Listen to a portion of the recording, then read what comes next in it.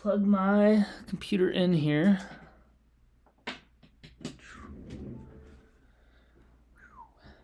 C1x development, day 20, big 2-0. Probably gonna go for about an hour and a half today, and maybe that'll be enough to get us finished. If not, I think we'll be close. I think we'll be close. Looks like we're rolling here.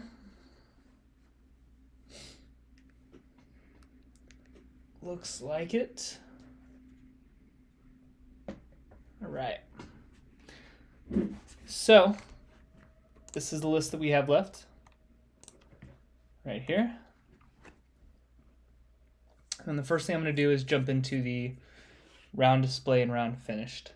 I'm trying to make these operate off of the same view, just because that is going to save me some headache down the road. I am sure of it. I think it's much cleaner. The views I want to essentially look the same. There's very few things that I need to function, to function differently. And I think the way I'm going to get around it is basically just creating a variable that tracks whether or not I just came from a round or we navigated from the main menu for a round that was completed in the past.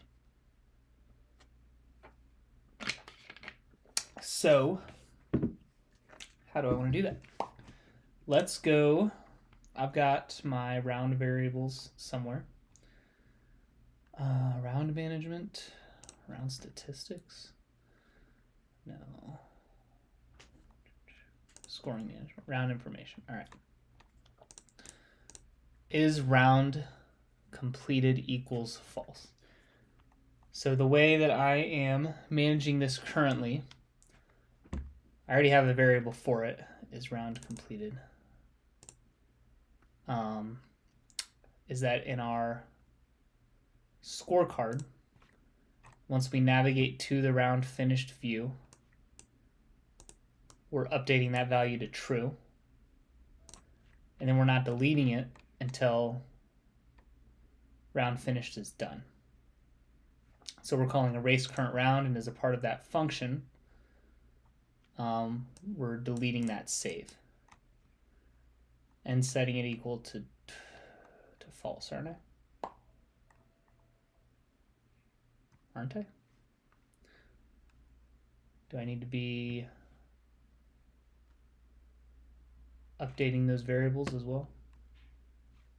Right now I'm removing them from the save file. I probably need to actually set those variables as well. Round information.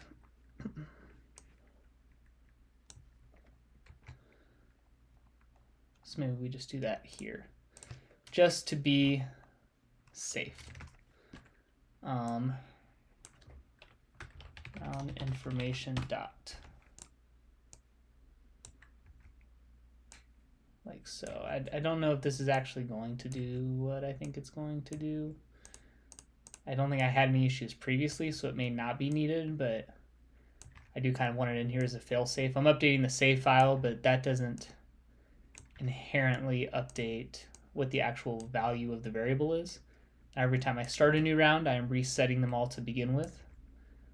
But maybe it would run into issues with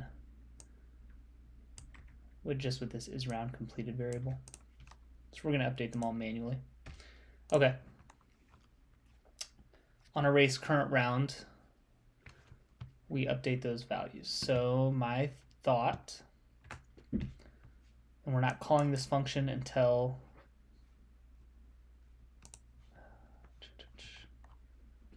the round finished view is reached, and then I have my check on the main menu that basically says, is there a current round? If there is, then we have to call erase current round if it's true.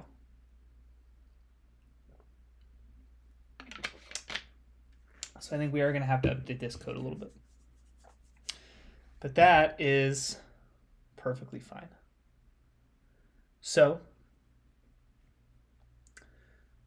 from the scorecard, here's my thought. Right now, you finish a round on the scorecard. Once you finish the last hole, it takes you to the round finished view. Once you hit dismiss on that view, you go to the main menu. From the main menu, you can click the round display view. You can just tap on a round, right? Any round on the main menu, and that takes you to this view. And I want this view and round finish to look the same. So my thought is that once you're done with the round on the scorecard, instead of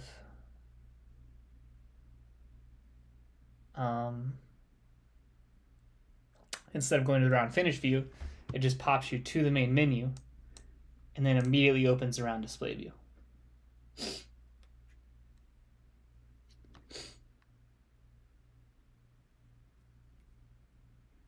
With the stats for the round you just scored. And then once you go back, then it erases current round.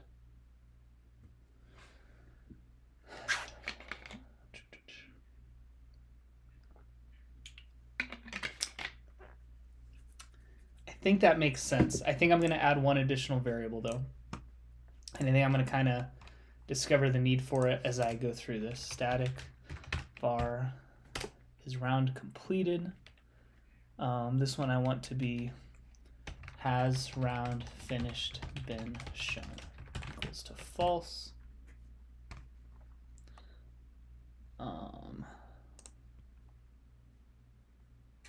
Raise current round. Information dot has round finished been shown equal to false. Has round finished been shown. Save. Okay. Yep. And then main menu. Because some of this I do still want to show.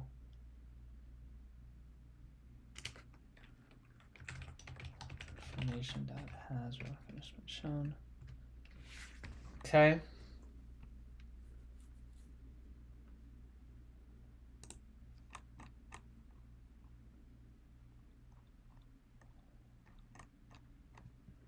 Trying to think of where to start with this. What is the correct path here? We'll probably just go through it with the workflow that users are actually going to experience during the round. So we'll start with the scorecard.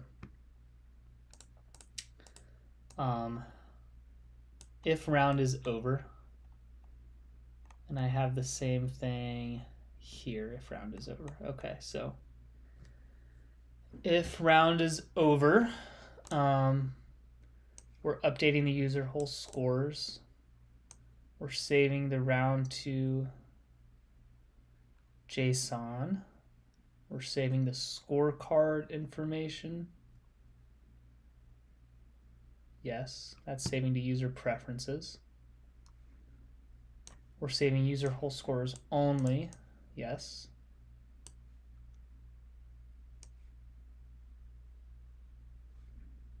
And then save round completed only is equal to true, which is fine.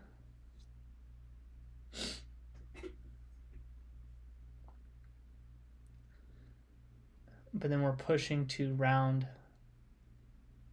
finished. So instead of doing this, my thought is that we go navigator.pop until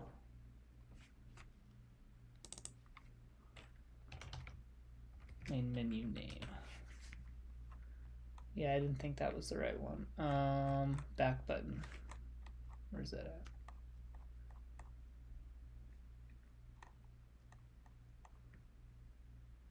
That's just of context. Or do I, maybe in the add course view?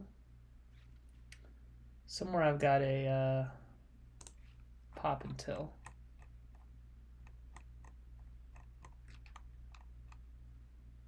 Here we go. That's the code I need. Let's go down to our error here. Main menu name. So I want to pop to the main menu. Is that actually going to work? I'm not sure if I need to pop to it or if I actually need to push a new version of the main menu.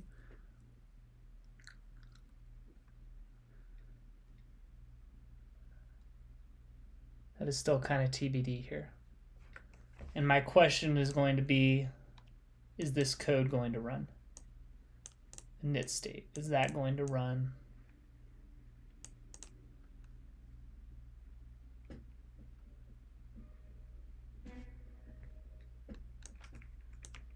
Let's ask ChatGPT that question. All right, below is my structure for my menu and my new stat app.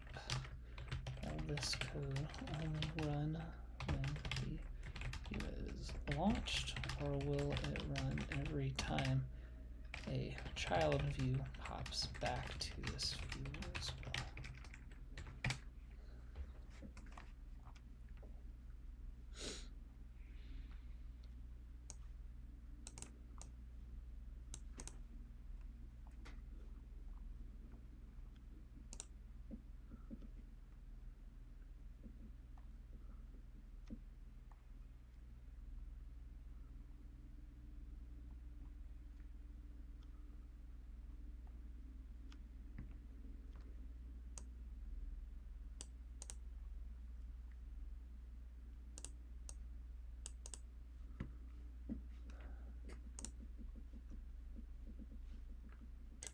All right, so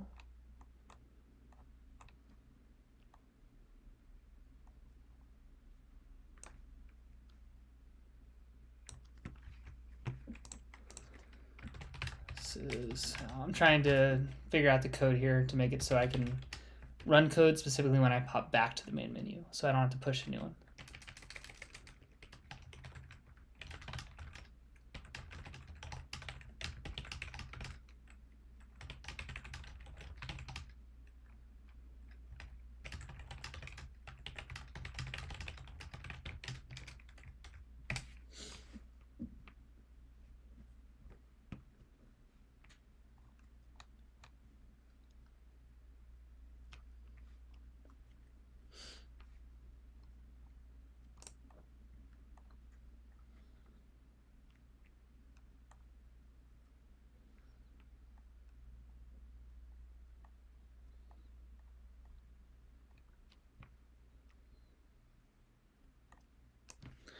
Okay, and I did have this in Throw at the Pros, so I could have just copied this.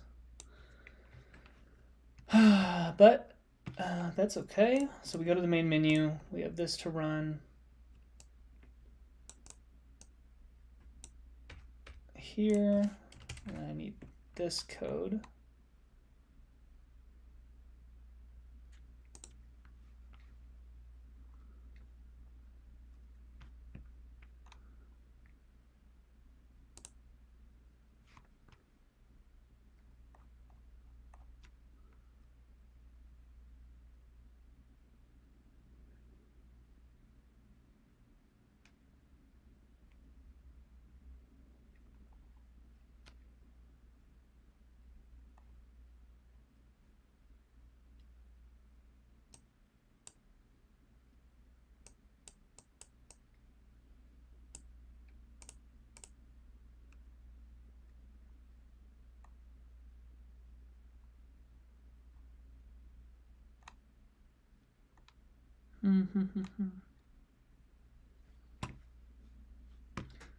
Going through ChatGPT's suggestions right now.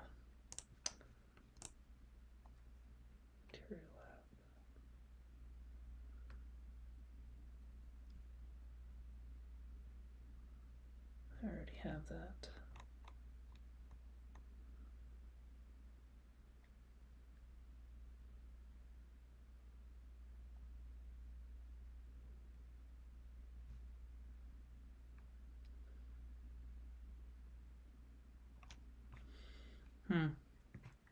So on the main menu, this is our only error.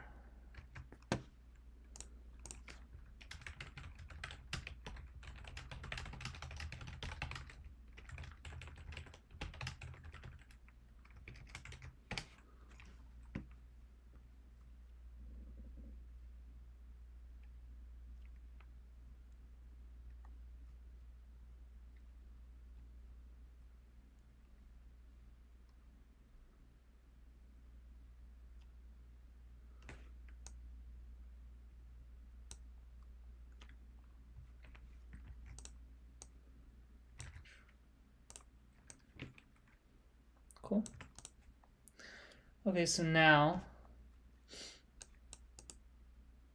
this will be my code. Cool, cool, cool. I'll get rid of that.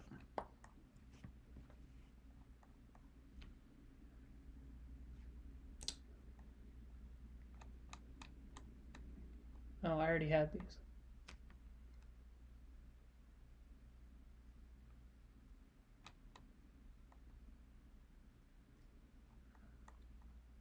Yeah, I did 100% have these. I already had the code I needed. That's funny.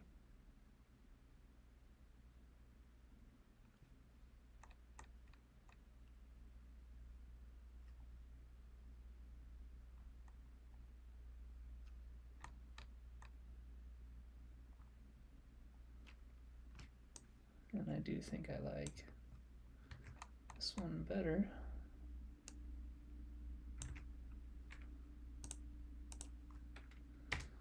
Yep, and then we're going to go delete these three. Okay. And so then I need to add the function here. So now back to what I was actually doing. I can now run code only when popped back to this view. So from, and this view being the main menu. So from the scorecard, instead of pushing to round finished, we're going to pop until main menu. Let's change this. Round finished needs to be shown. Round finished needs to be shown. Save. Round finished needs to be shown. Let's copy this. Let me go down here.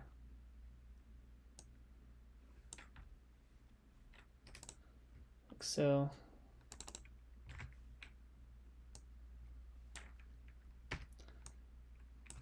Save.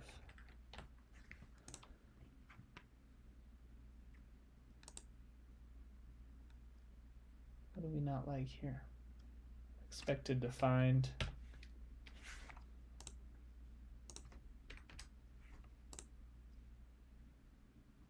Oh.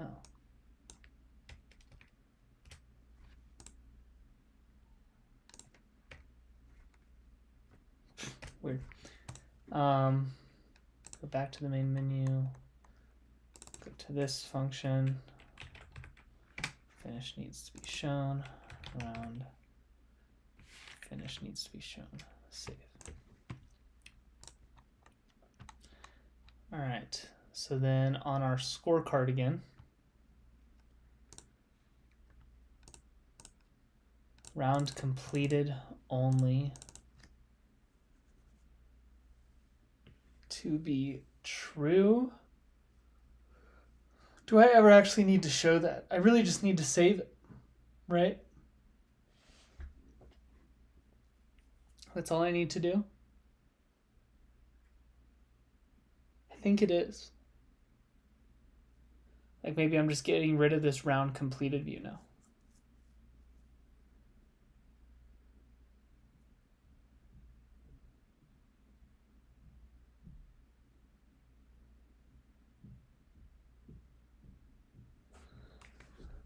Is this an async function? No, it does not like that.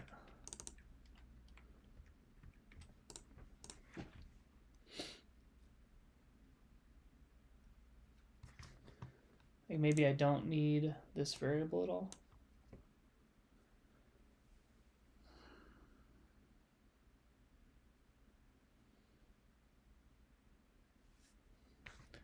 Let me leave it in for a sec. Save round completed only.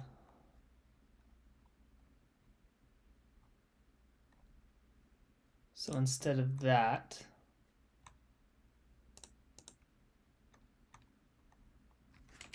save round finished needs to be shown. Finished needs to be shown. Shared preferences. Perfect, and then we just need to call that.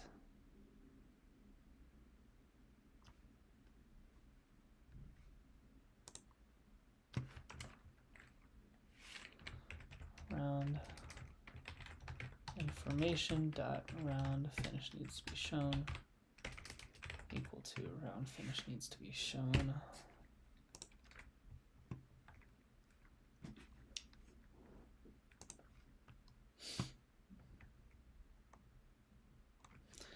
I'm not entirely sure that this is going to work exactly how I intend it to.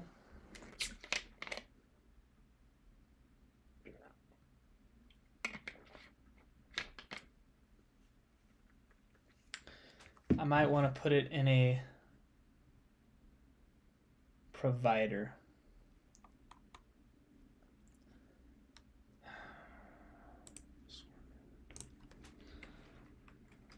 Scoring providers. I think I do. Let me go to my course providers. Let's just copy one of these into here. All right. And finished needs to be shown. Notifier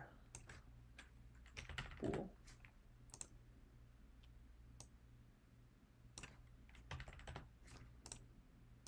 Return false. Update value.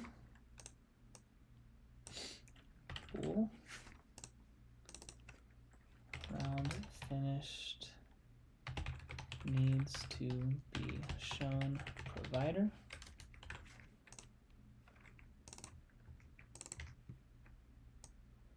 Copy that here.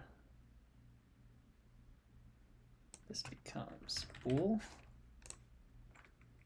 And then we copy this here. All right, so we have our new value. We'll just call it value. And then I think it needs to be based off of this and not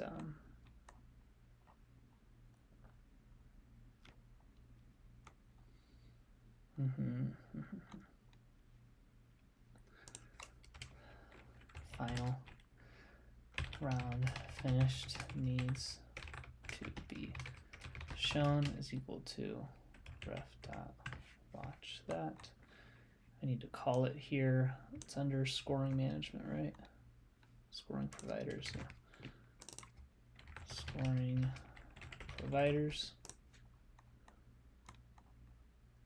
So then I am watching it here.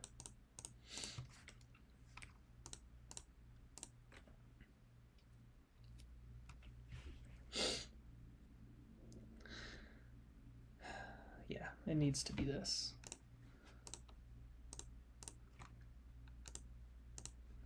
And then under scoring management, around information, excuse me, we're going to copy this and paste it here. I need to copy shared preferences.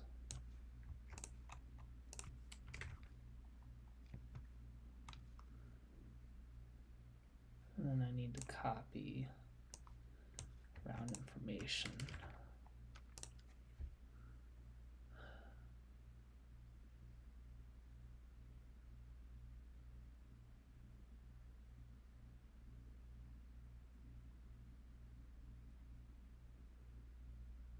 I think I'm doing a little bit of overkill at the moment. I'm trying to make sure that I'm tracking this variable live throughout the lifetime of the app. And I'm not having issues where the view doesn't get shown or it gets shown too many times. I think the way that I was initially going to set that up was going to create some of those issues.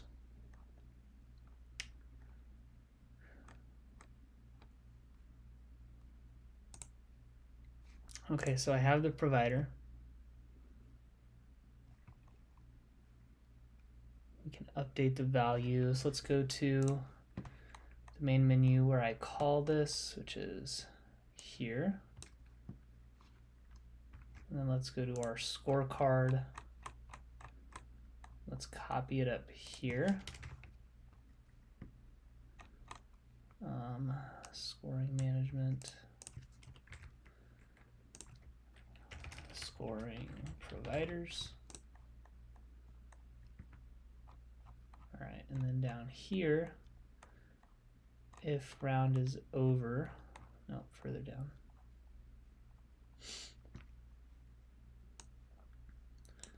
Instead of round completed only,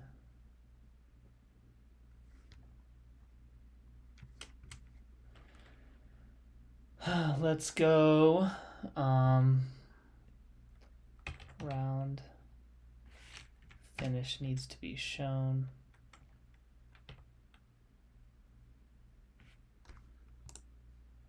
How do I gotta refresh my memory here. JSON management,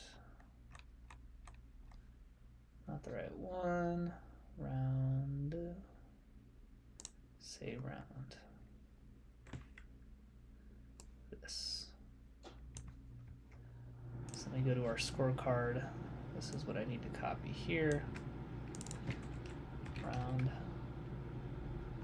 finish needs to be shown. Provider notifier update value true.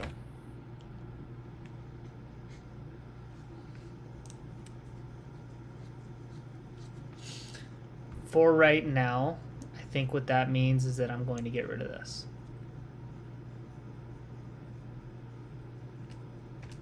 And then on that provider, I'm then also going to call save round finish needs to be shown only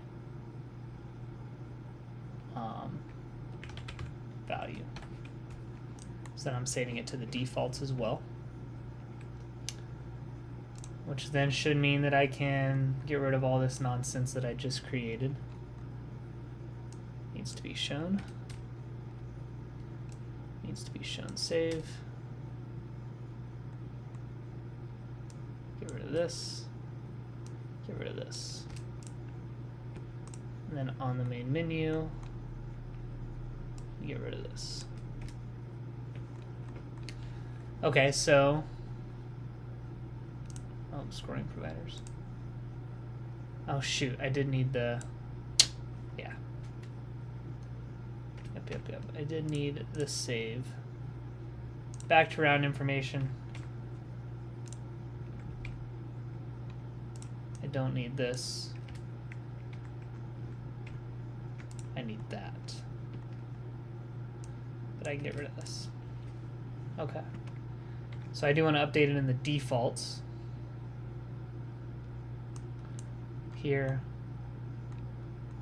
Make sure I have the name for saving it to, but I don't need the additional variable because I'm using a provider now instead. So from the scorecard, I'm jumping all over the place with this. It's because I didn't really have a solid game plan on how to approach it. But on the scorecard, we're going to update that value. That's going to update the variable live and then also save it to defaults.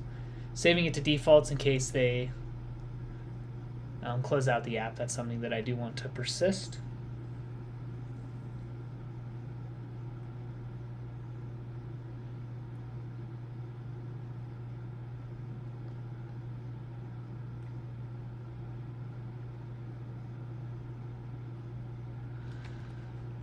So I need that, and then down here I need the same thing as well.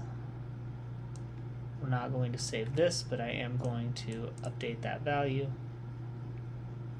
And then we need to copy this up here as well. If round is over.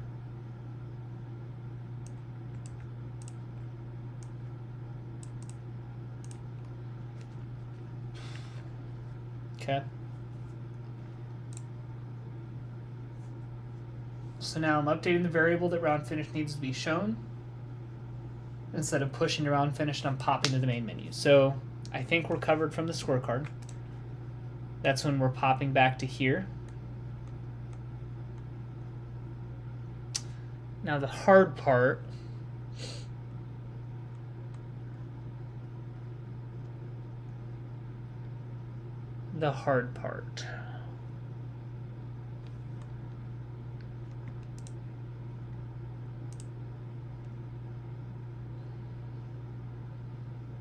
how do I get the provider value into this?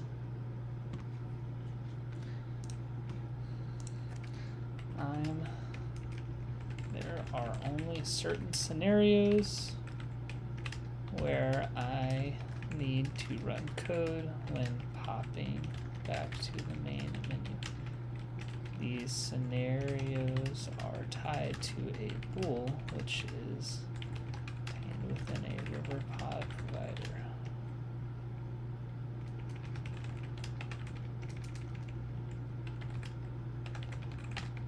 How do I use the value of this provider within the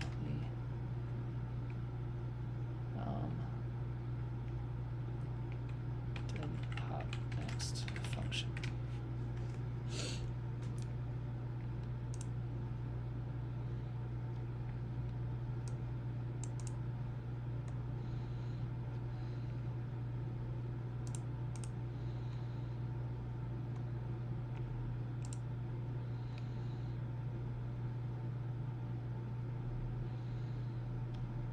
Can I just do read like that? It's suggesting that I can, so let's try it.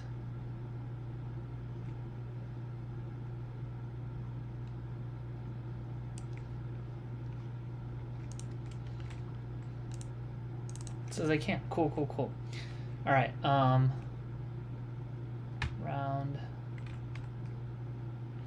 finish needs to be shown provider. Should show round finished.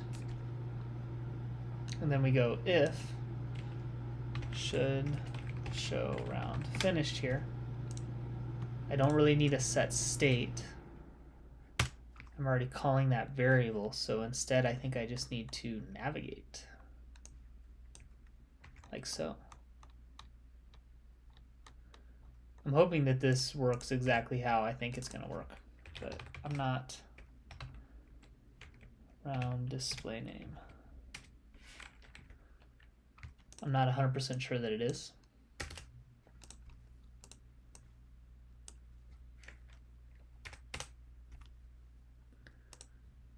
And once we push it, I think then I can say notifier dot update value to be false, and then we'll push it. No, I don't want to update it yet. I don't want to update it yet because I need to use that value in my round display view.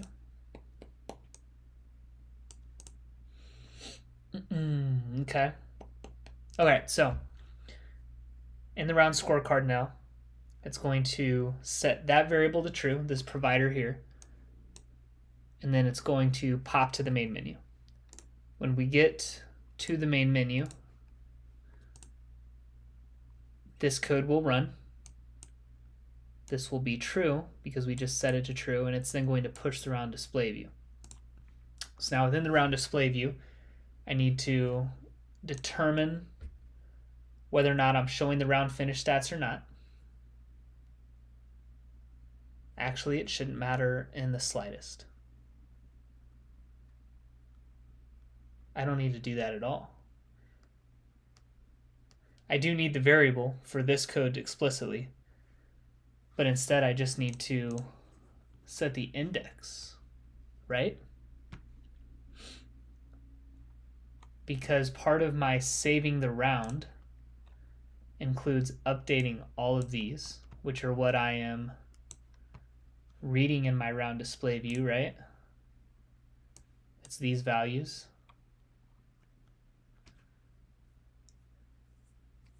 Yeah, so this actually is going to be even easier than I thought it was. It's just this code.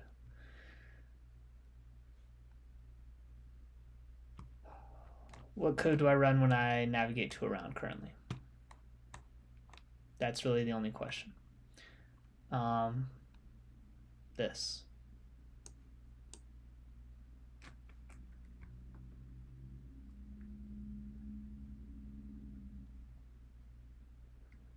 Round ID on display. So in round display, am I pulling that index then?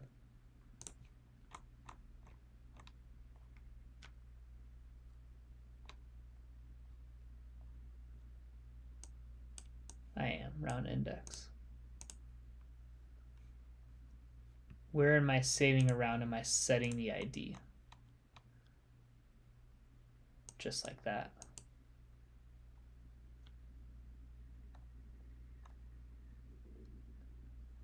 +1. I'm adding that last index. So I just need to read the round IDs.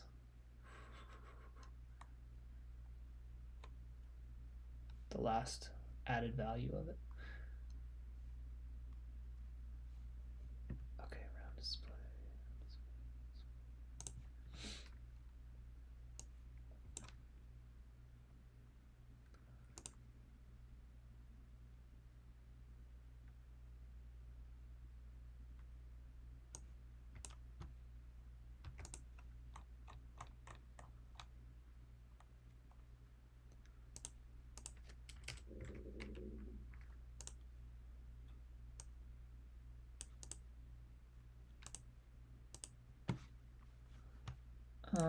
Quick clarifying question here.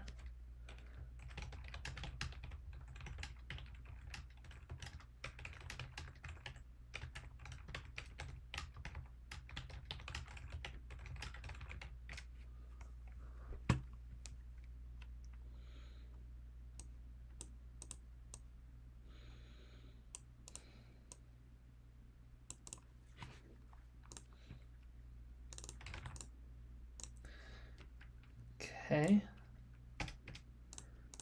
And then this is going to be, then I need this code down here. Where I'm pushing it, round ID, this.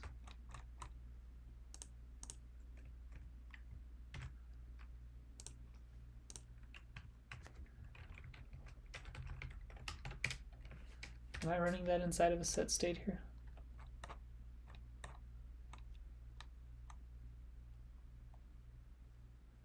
I am. All right, we'll leave it there for now. That's fine. Set state.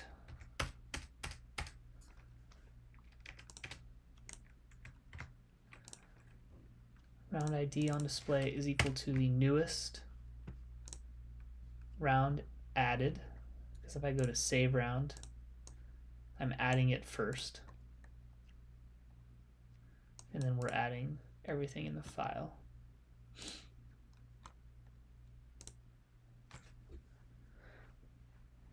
Point being that I think I'm done. I think at this point I have, it'll now work. It'll now go back to the main menu, go to the round display view, it'll show the stats from the last round just entered. So we no longer need the round finish view. And then the only thing we have to make sure we're doing is actually erasing that round. So we still need to call erase round, but now I can basically just do that once the round is finished. Round finished, Dart. Or not round finished, from the scorecard. I think I can basically just erase it here. I can also do it on the main menu, which is fine, either or.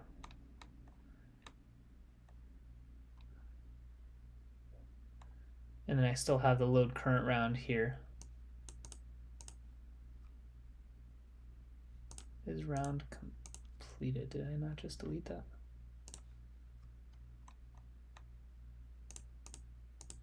No, I kept the is round completed.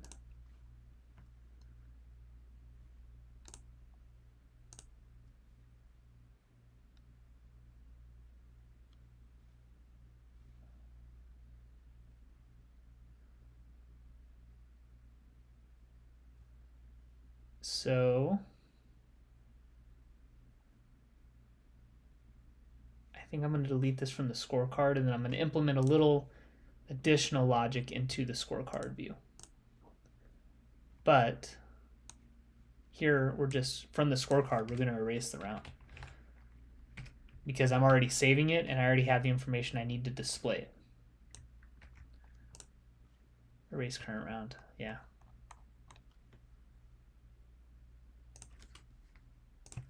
Erase current round. Okay. From the main menu, we no longer need this, so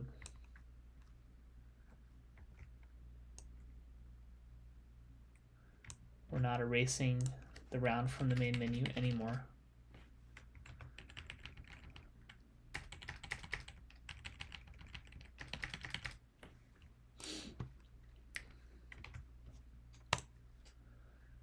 And then from the score, so on the scorecard, the only other thing I want to add then is, because once you finish the last hole, it's checking if the round is over. And if it is, then it's just going to immediately kick you to the main menu, go to the round display, it's going to erase the round. So what I want to implement there is just a little final, like, you didn't make a mistake, you don't need to undo a shot. It's basically just going to be making that top button change from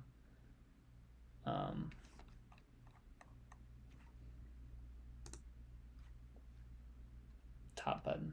Maybe I'll just add a button that says finished round, and then that'll actually set this.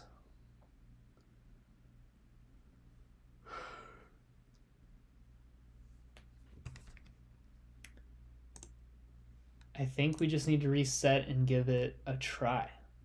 Let's see what happens. All right, so first off, clicking this still works. Let's start a round. We'll go easy. 6 holes. So right now I'm going to throw in and then ace or birdie.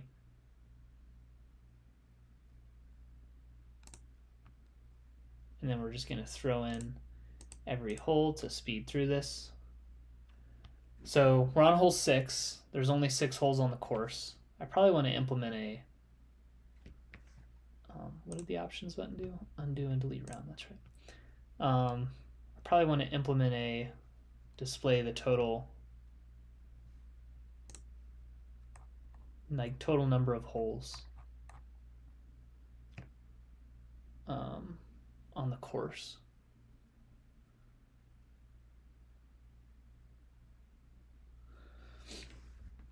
Let's add that to add later real quick. It's probably going to come in pretty soon, but display total number of holes on the course somewhere on the round scorecard view. Just think that's probably something that it should have. I could even just implement a scorecard view at some point, but I don't think I necessarily need to do that just yet. All right, so if I click throw in, what I'm hoping happens is that it kicks us back to the main menu and then kicks us to the round display view, and then we get the stats from this round.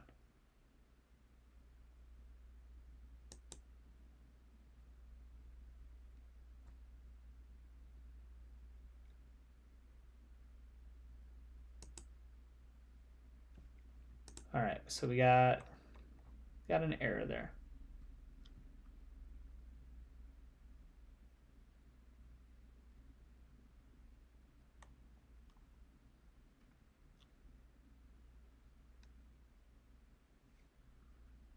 Only valid value is 0. I don't understand what the bug actually was. That's my round. I did reset the file, which is still good. Let's try this again. Let's just go all throw-ins here. I don't know what this one is. This is not an error I think I've seen before.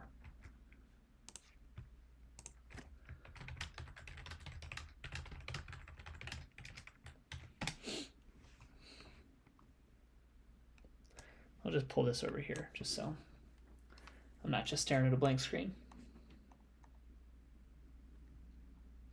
Yeah, this is my assumption.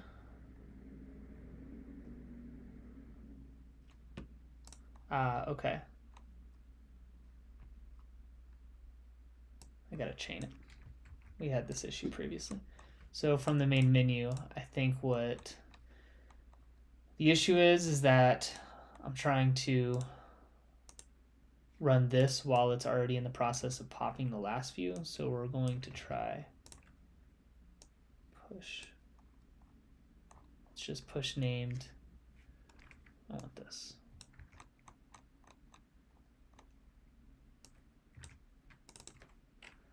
Main menu. So we're going to try this and see if it fixes it. Whoa. Look at all these errors. All right. So we're back to our starting point here. Let's go throw in. Circle 1 in the basket. And then throw in, throw in, throw in, throw in. Still got an error. All right, but now I get this full error here. So round scorecard doesn't like something here. 45.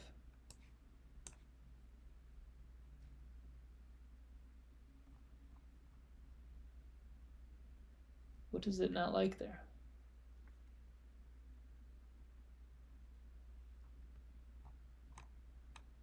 Am I missing something here?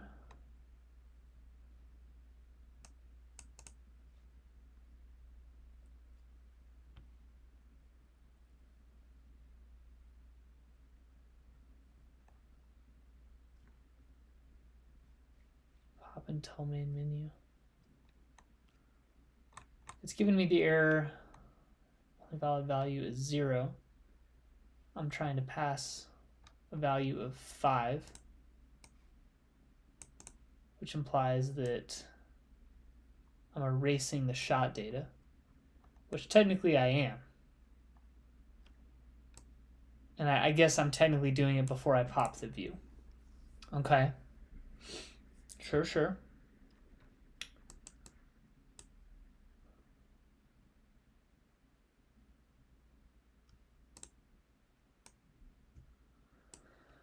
So,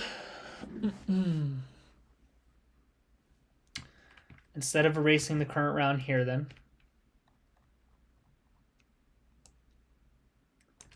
we'll try doing it on the main menu.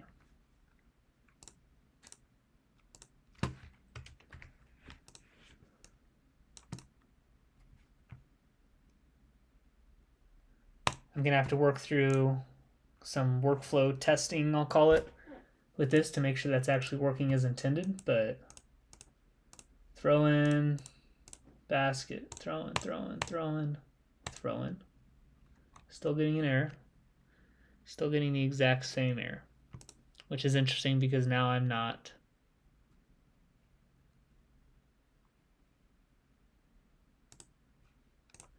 erasing it.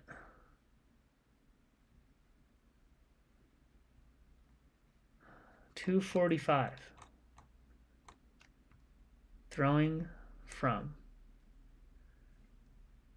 Throwing count from update throwing from shot data current hole -1. Am I resetting current hole somewhere? Because it's saying the only valid value is 0. So no, it's not the current hole, it's the shot data. It doesn't like something about the shot data, which doesn't make any sense. And that should be running down here. Print round is over. Print shot data. I'm just going to run it again with those 2 lines in there just to verify that this is the block that's running and what it thinks the shot data is at this point.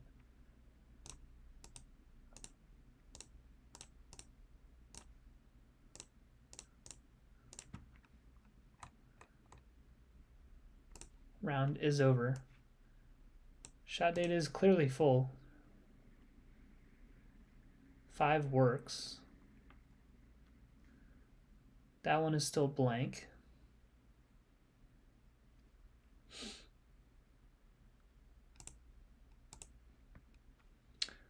I'm going to add this line here, something that I'm just now noticing, but I can go ahead and do. If round is over is equal to false, then we will add this.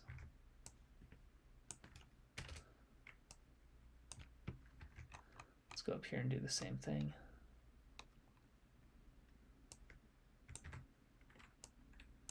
I only want to add another bracket if the round isn't over. This little extra bracket here on the end. But the error that I'm getting is still that same thing, which I don't. Let's try this here. All right, so below is a block of code that I'm running to determine whether a round is over. The print statements are showing, indicating that this block of code is running and that the shot data has a length of 6.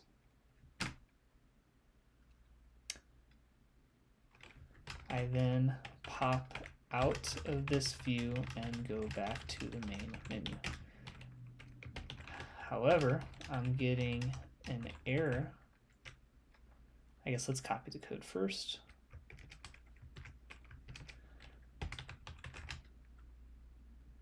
I'm getting an error on the same view where the above code is running, which crashes the app.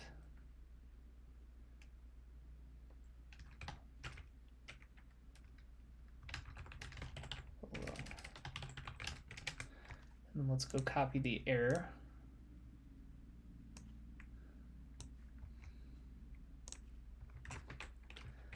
The line this error is pointing to is below, which indicates that it thinks the length of shot data is 1. 245.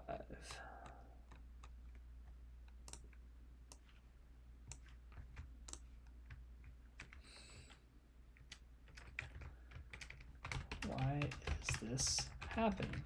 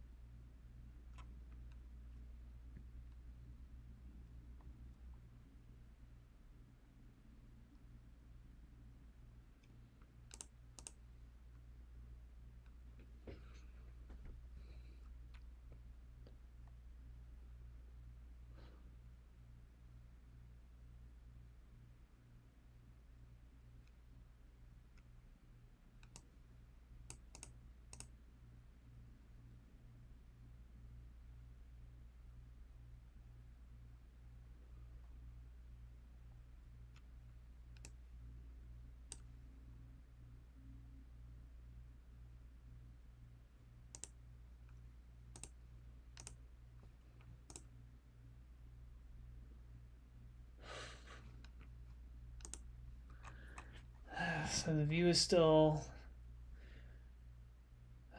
rendering in some sense, but I don't think I'm muting it, so it's suggesting that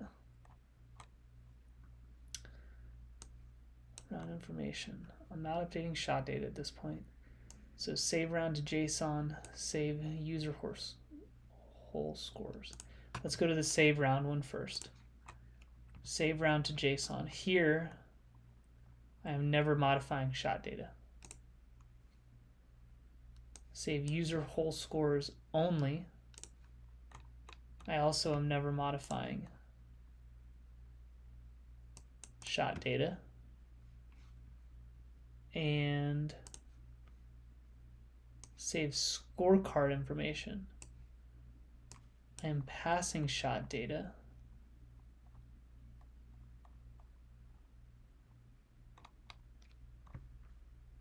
Save round. Where do I save the scorecard information?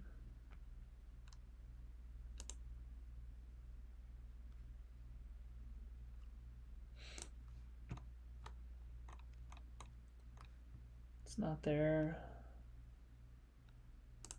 Is it round information? Save scorecard information. I'm setting it. I'm so confused. So I guess we can see what ChatGPT says about it first before I go down this rabbit hole. Well, I guess in my print statement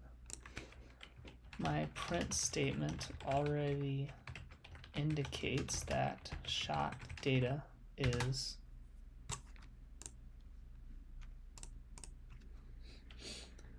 full. So none of the functions above it are erasing or modifying it.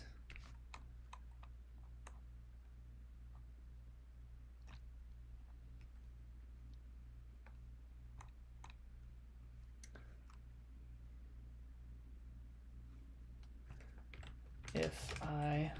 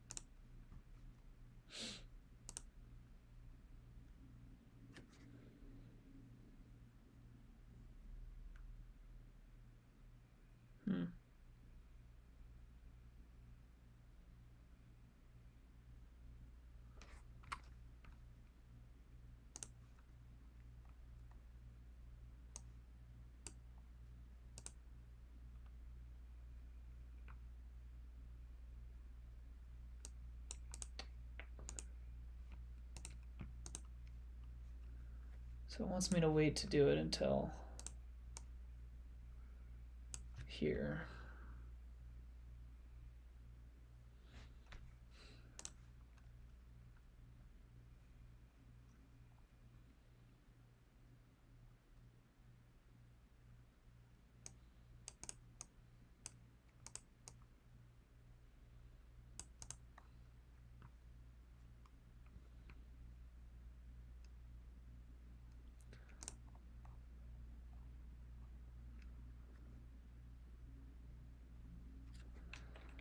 My main menu is not running.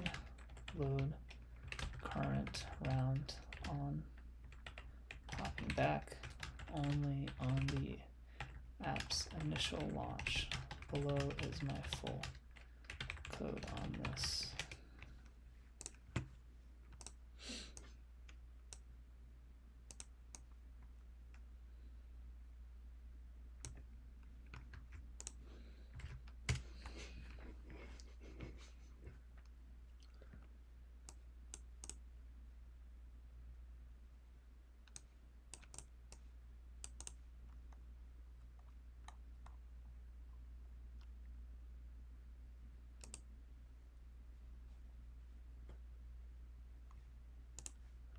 Oh, am I triggering to main menu again? Huh.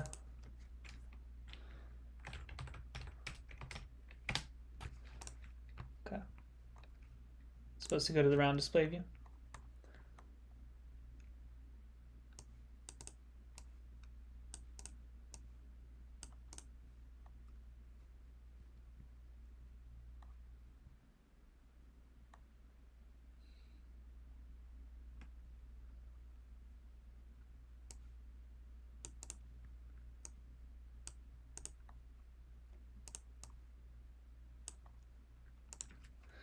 Moving erase current round inside my scoring screen will likely cause the same issue, as this is the function that is erasing my shot data variable.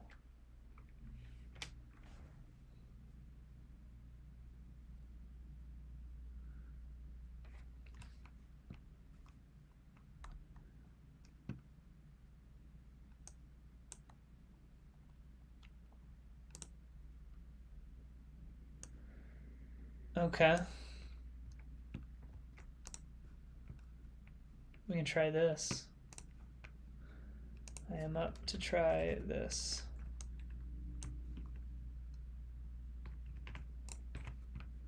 So from the main menu, I'm going to erase that function. On the scorecard, I'm going to add it here, and then add it here.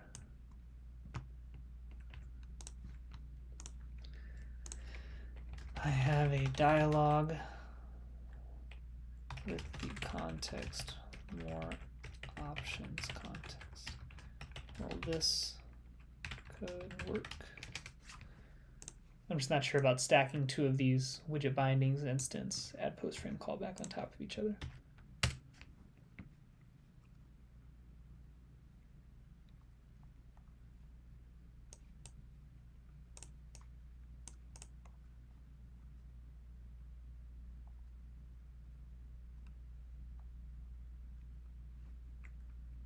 Okay. So just stack them inside of each other instead of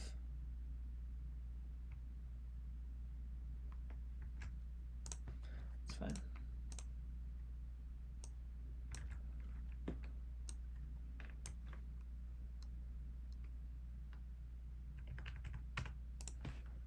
Okay. Let's try it. Fixed a couple issues there. I was just popping from the main menu to the main menu again, which was obviously not going to fix it. But now we're back. So we've still got our original round here, and then let's go through and enter a new one again and see if we've actually fixed the issue. Nope. That's a new one. Scorecard. Did I go change a value up here? No. Why is that crashing now? Main menu.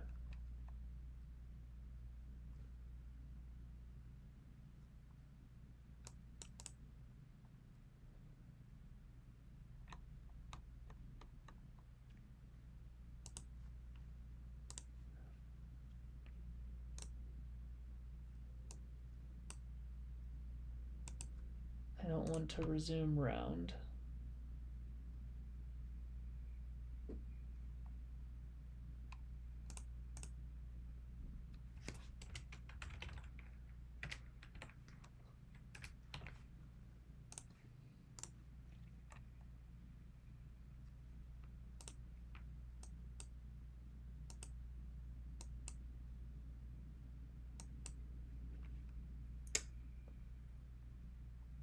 I changed something.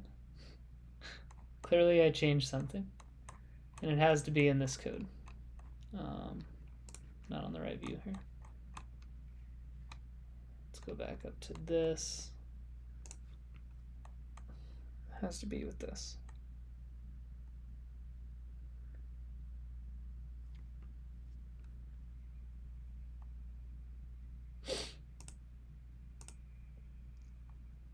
That should only be running if the round is over.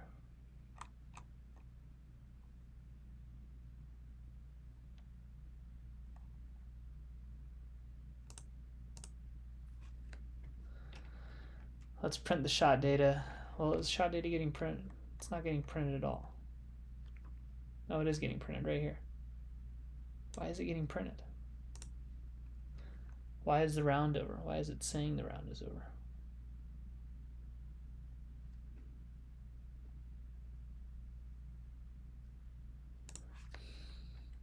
That's not printing is round over though. Where else am I printing shot data? Print shot data.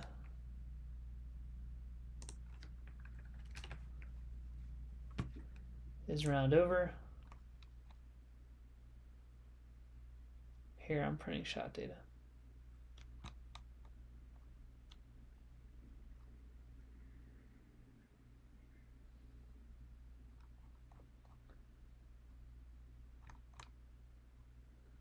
Else this is running. Is current holdover is running.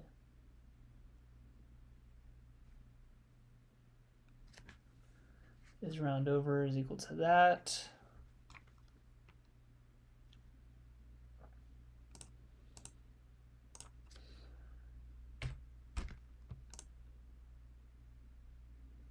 I think that was my issue. I am honestly kind of glad I found that as fast as I did. That would have been pretty frustrating. Start round, easy, throw in, yeah. All right, we're back. Throw in, throw in, throw in. One more time. Still getting an error. Different line of code, importantly. 217. Round display. Oh. I never actually implemented the new code for, well, no, I didn't need to. I thought I didn't need to. And I probably need to await the saving of some of these. Let's go back to the scorecard here. Round scorecard, I'm already there. All right, on here, some of these I want to be an await. And I can't do that because it's not an async function. So maybe I make all of these.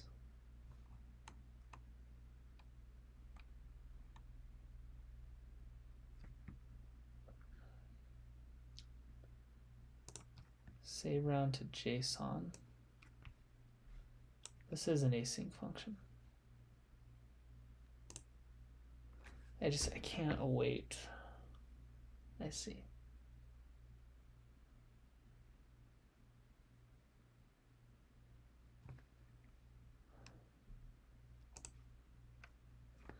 All right, let's pull ChatGPT back up again here. All right, getting a new error. Popping back to the main menu and then to the new view, just fine, but am getting an error on the new view that indicates that my saving isn't completing before it's being pushed. I can't use await in the below code as this is running within my view and is not an async function.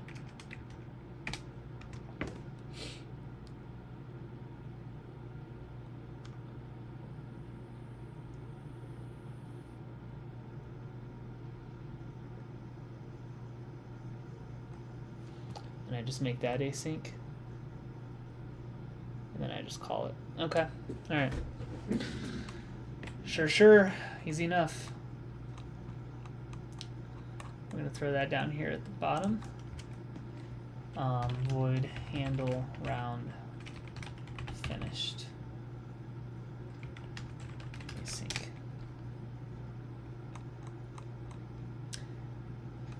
then we can await all of these. So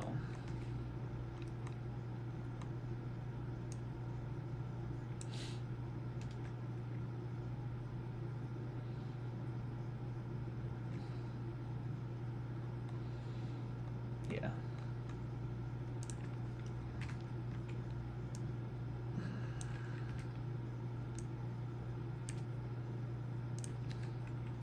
Await. Await. Await. I don't think I'm going to have any issues doing that, right? That was basically its recommendation. Yeah. All right. Put a little spacing in between them here.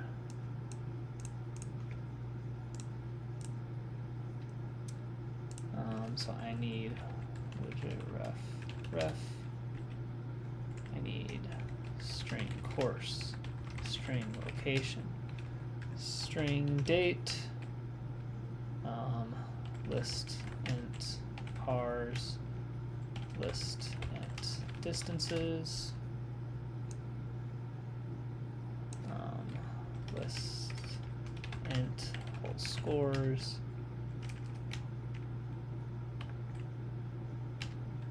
shot data, course difficulty, current score, yes. Current hole, yes.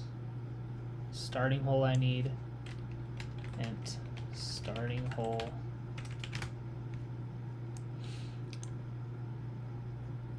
So this becomes course.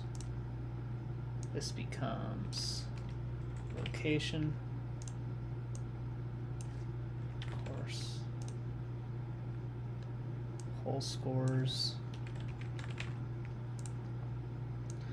So basically just taking all of those functions that I had in my round finish logic up above, moving them to their own function, and I think we should be able to await these functions being completed. Hopefully that'll remove the issue of needing to push to the round display view too fast.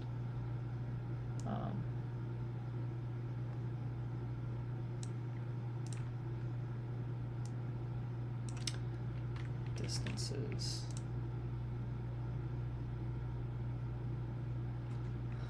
Why can't await it? Because it has a type void.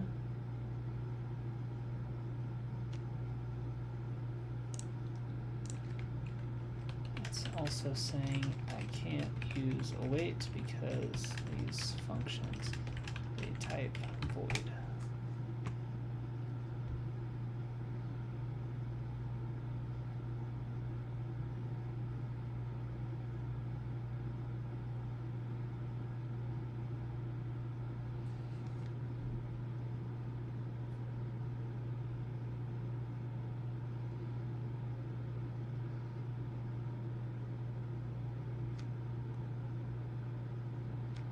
So those need to be futures. Okay, we'll finish this first and then I'll whole scores. Let's call this user whole scores.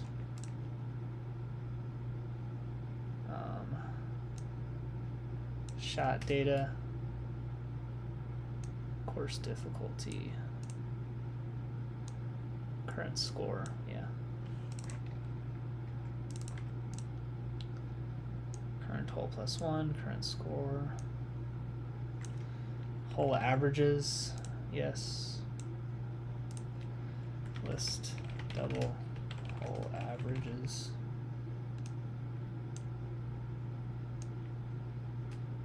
Here, here, delete, delete.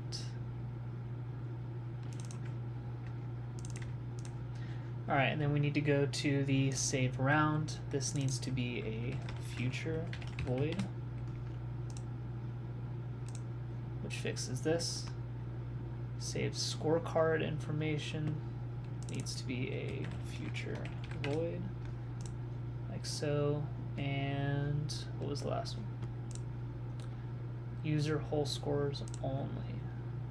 This needs to be a future.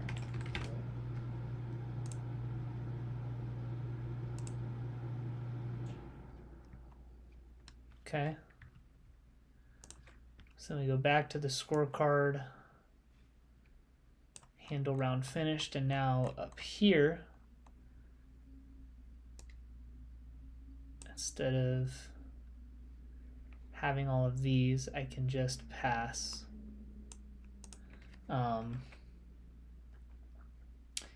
handle round finished, and then pass all of these variables, which is going to be a little long, but only have to do it once here, right? Whole pars, whole distances, user whole scores, shot data, course difficulty, current scores, find pass,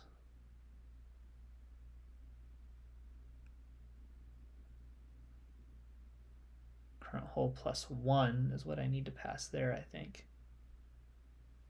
Right? I'm not passing it in the first function.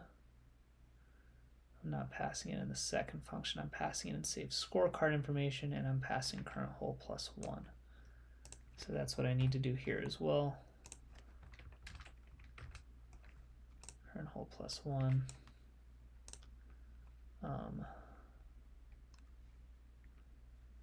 Whole averages here, and starting whole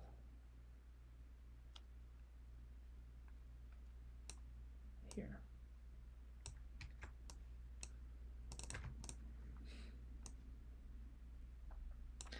All right, so now I have that. I should be able to remove these. And then we can copy this function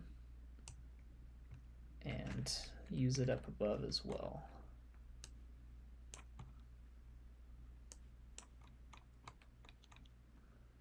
Which will be, where did I update it? I updated it here. I need to update it down here as well. Yes, so this needs to instead be this.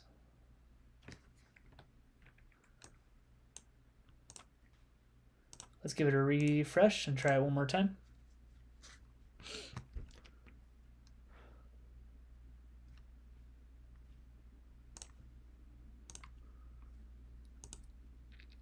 Easy.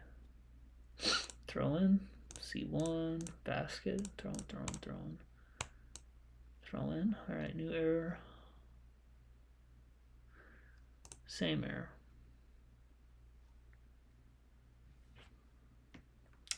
Let's go to the round display view real quick. Let me close some of these files out that I do not need at the moment. All right, round display view 217, that's where I'm getting the error. Round courses. Only valid value is 0.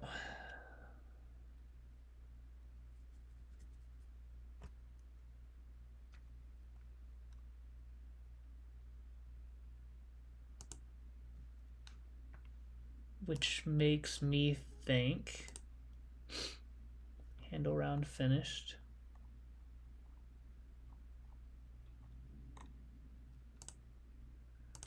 Save round to JSON. Show me what, do I never update round courses? Holy cow, seriously?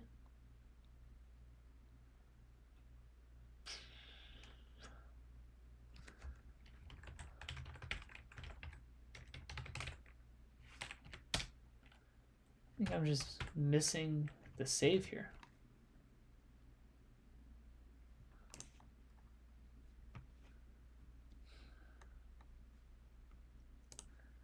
Let's just adding that line in. Let's see if that fixed it.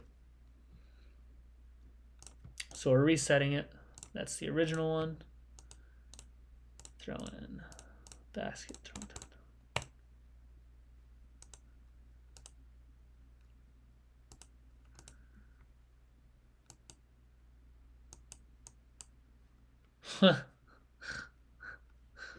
Okay. Okay. Obviously didn't quite work, but closer.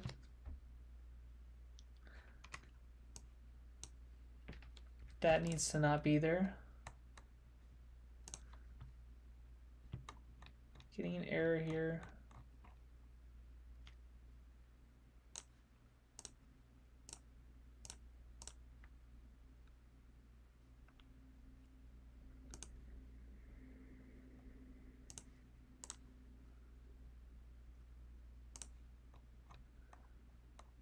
Am I not erasing?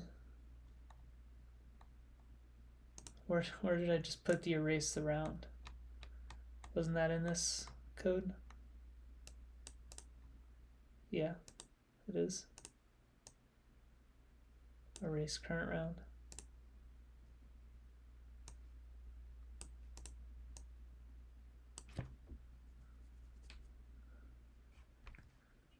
But it clearly did not erase, right?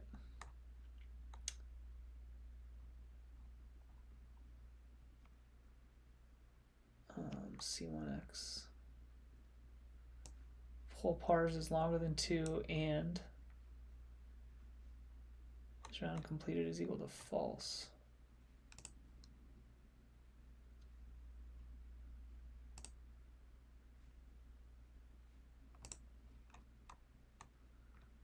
But I'm calling erase round.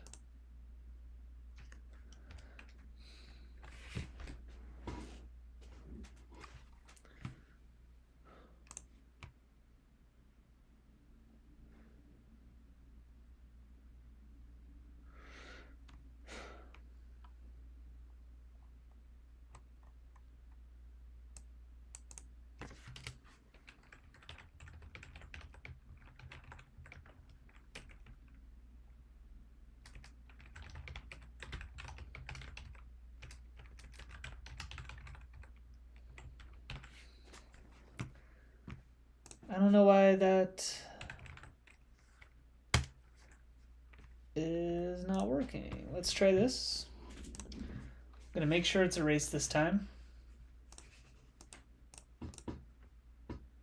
Stop. Start round.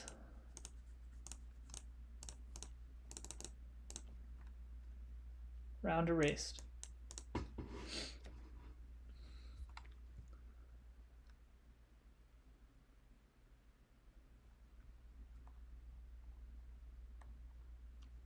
And it's actually printing rounds.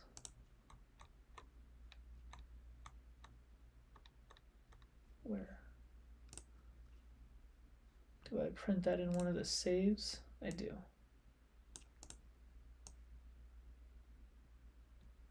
I don't need that.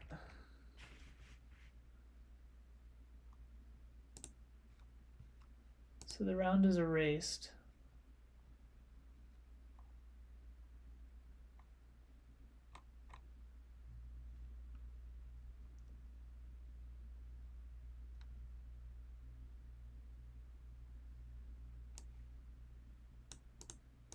Round ID on display. In the main menu, I'm updating that, right?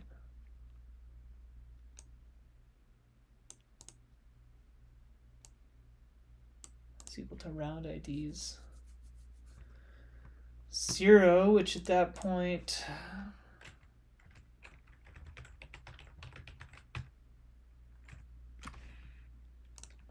let's check it. Try and fix one thing at a time here. So the round ID of the round I have the app loading with is 1, which means that we should be adding 2 when we actually save the round here. Save the round. Round ID 0, round ID is 1, plus 1 is equal to 2. So that's what we should be adding. Round IDs add last index. Then I add a 1. So it should show 2, 1. When we finish the round, and it pops.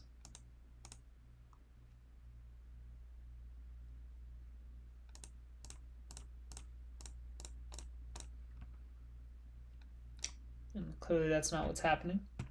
So we're missing the new round ID. That is showing before the current round is erased, which is correct, but it should be saving. Dang it, why is this so...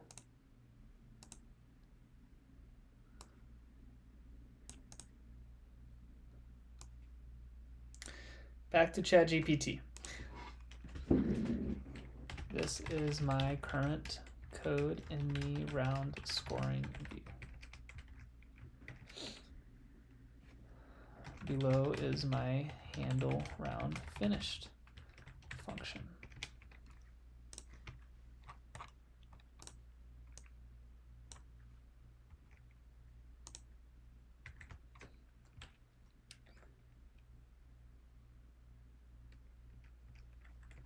The save round to JSON function updates my round IDs to include the recently completed round. However, when I print the round IDs from the main menu, which I am popping back to, the round ID isn't included. Does that, before I hit enter, does that just make sense to me? Not really, because the whole point of me doing the future void thing and async is so that this is finished running before that happens. So I thought the point of breaking the logic out into async functions was to guarantee that they would finish running before the view tried to pop to the main menu.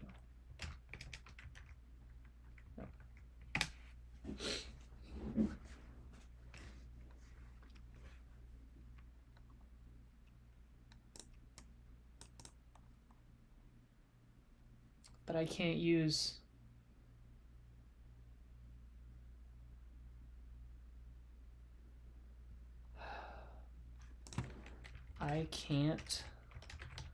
wrap round is over in an async function. This code is executing within my view on a button tap.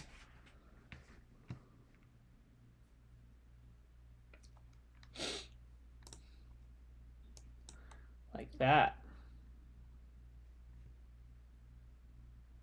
Okay. 1 second.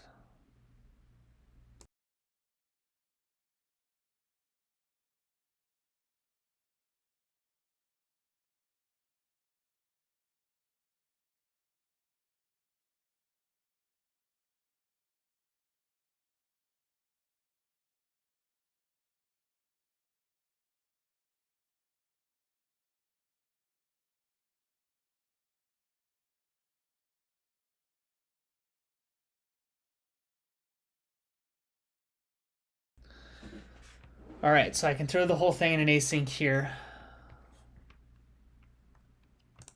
which makes sense. Okay.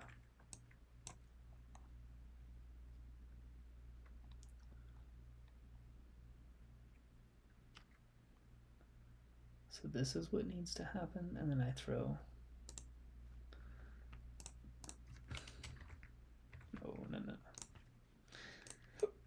No. Like this.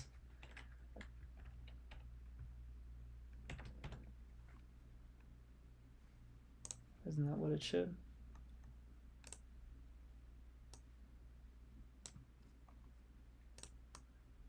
binding async. Do I not need that? Is it just this?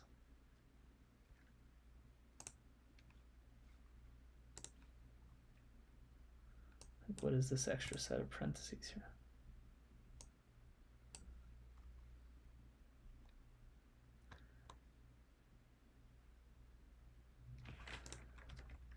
Why the extra set of parentheses with the async?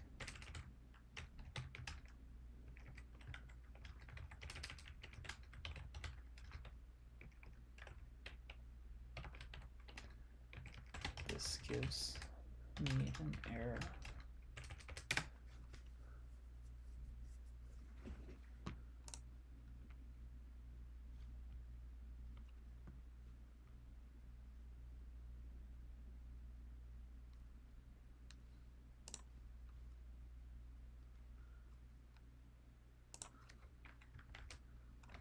Like that.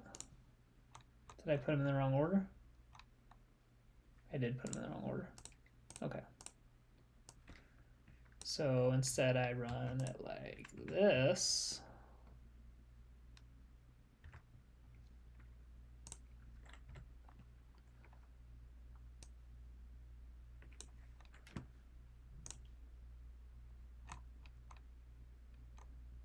It throws everything in the async, so we're going to back out of that. And then I can use a wait here.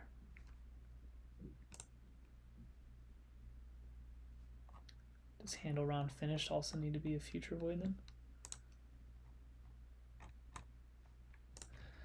Does handle round finished also need to be a future? Yes. Okay. Future void.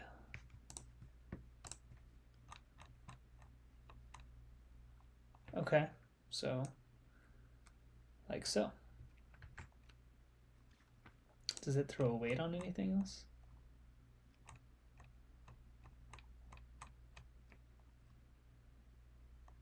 Wait, handle round finished. No, just that. Okay, so then I'm going to do the same thing up here. Async. And then we will just copy and paste. And await.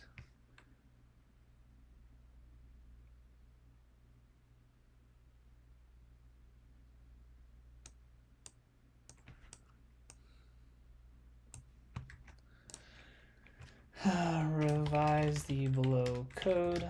I am not supposed to pop dialogues inside of an async block.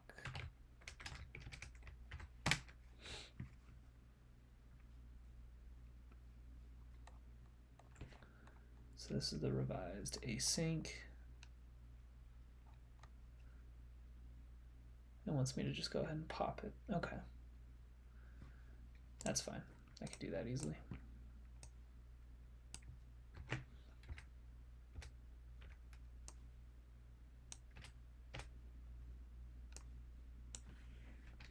So then we just throw this here. Okay, let's try it again. Maybe. So we reset the round on main menu. I'm still just erasing it up here, right? Yeah. Start round, easy.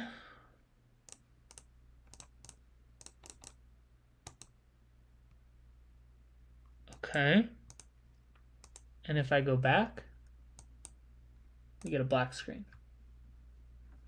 So if I reload it, did it actually erase?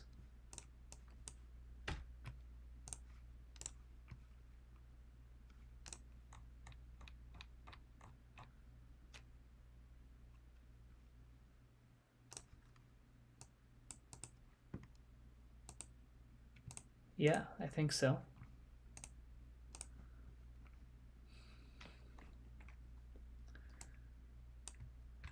All right, so hopefully maybe the last issue we have.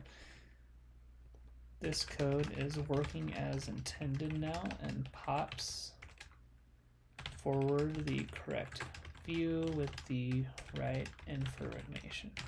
However, now when I hit the back button from that view, which previously would just pop back to the main menu, I now just get a black screen.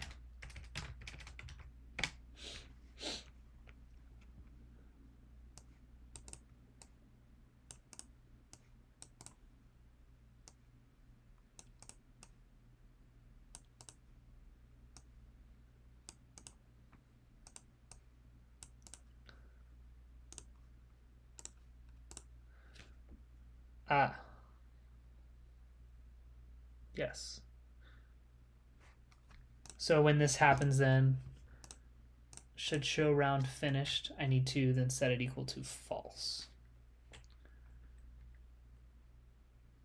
Ref.read round finished needs to be shown provider dot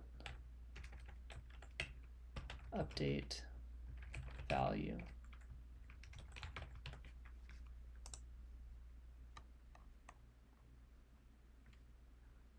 How did I just do that? Save round. Dot notifier.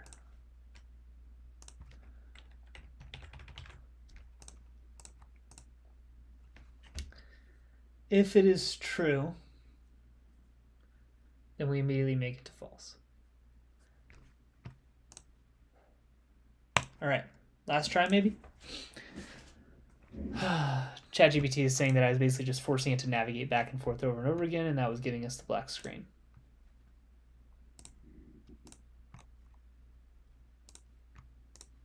Start round. Basket. Throw. All right, new view.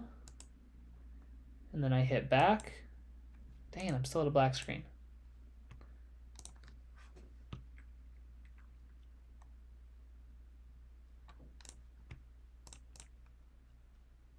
Did not give me the printout error that time though, which is a little annoying.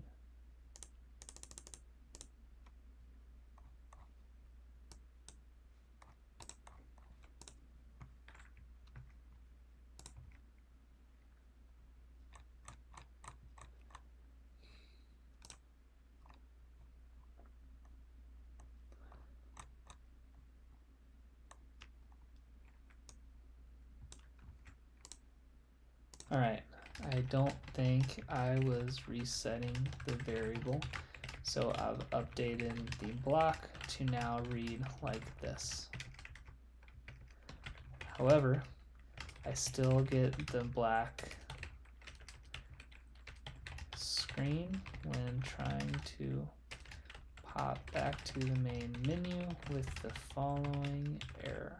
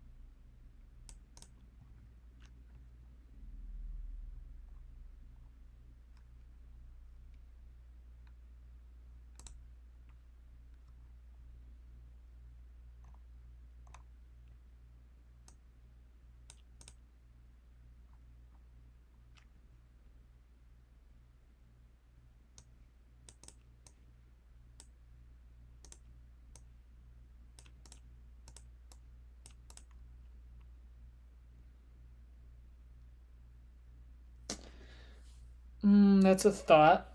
That's definitely a thought. So instead of popping to the main menu, I could just push to round display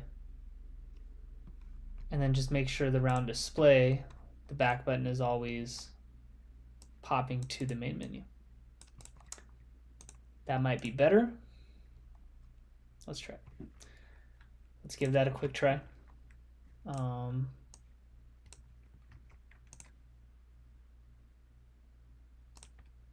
So instead of this, it's going to be this. Same thing down below.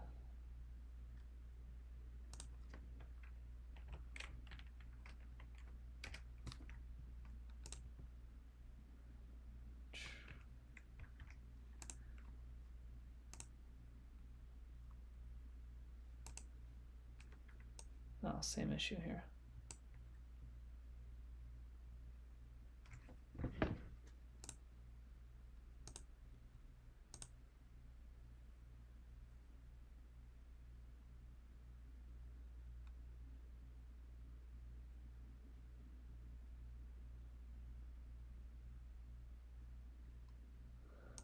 Maybe these don't need to be inside of async.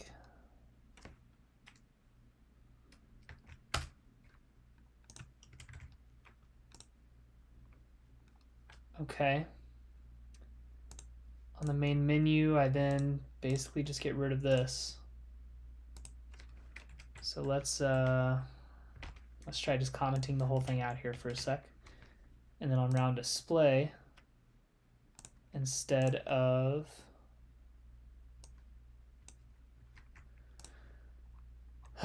the back button just popping context, we're going to always just pop to the main menu.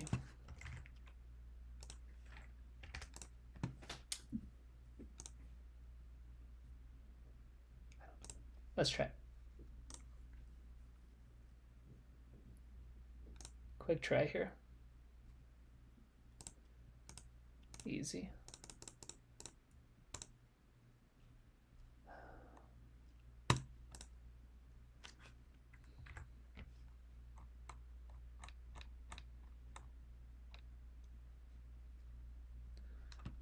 On round display, I'm getting... Oh, that makes sense. That makes sense. So if I'm going to push to round display, then that means that after saving, I need to use this function.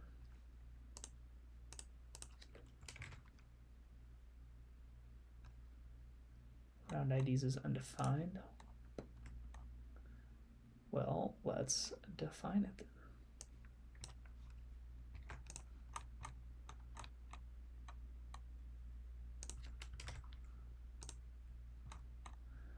I don't have the provider.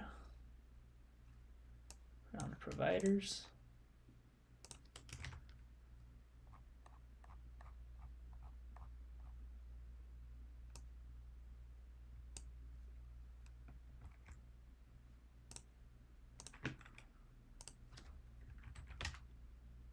Yeah, that doesn't like that.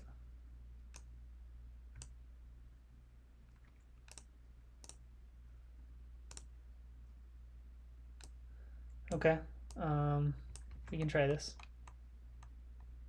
If round is over, we need to handle it. And then we can do this. Let's try that again.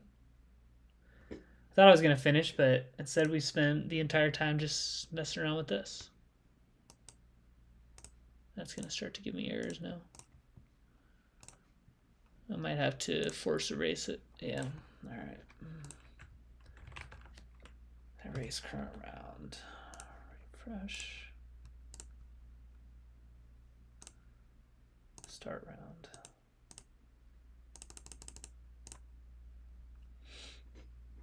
Not passing the right one though.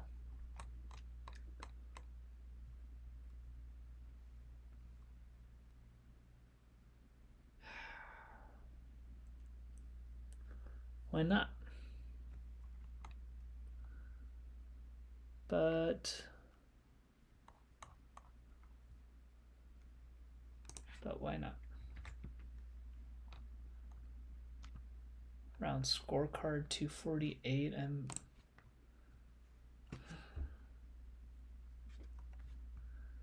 So I'm awaiting this. Part of that is saving the round to JSON, which is updating round IDs. And after that's done, this should be running. Print round IDs.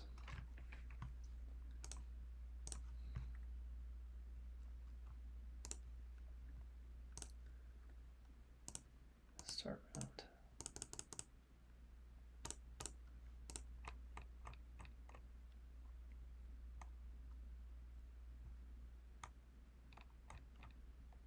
So I'm getting an error. Oh, I guess I didn't throw this in the right block. Let's do it again. Show me the printout. Round IDs is not updated.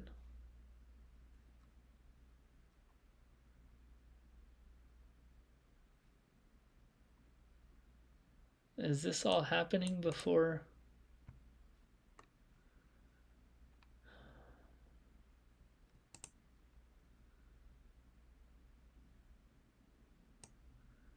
It might be.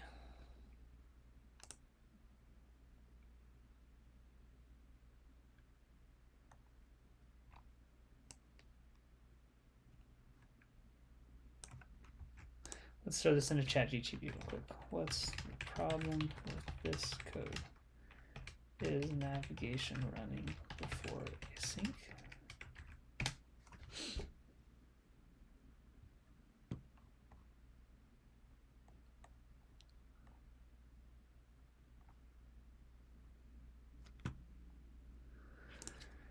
It tells me that I'm not supposed to push the navigator context inside of async.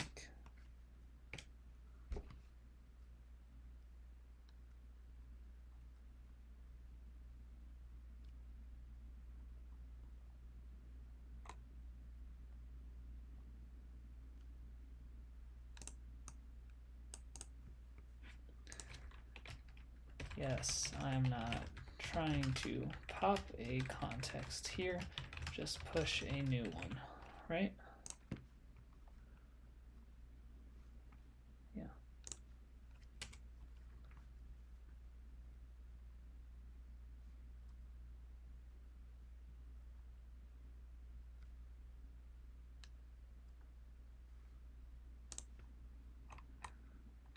Huh?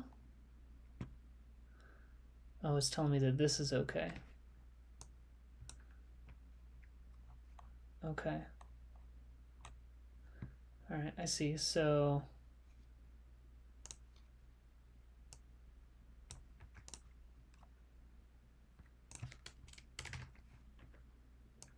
we're going to do this instead. Round display name, erase current round. Try that.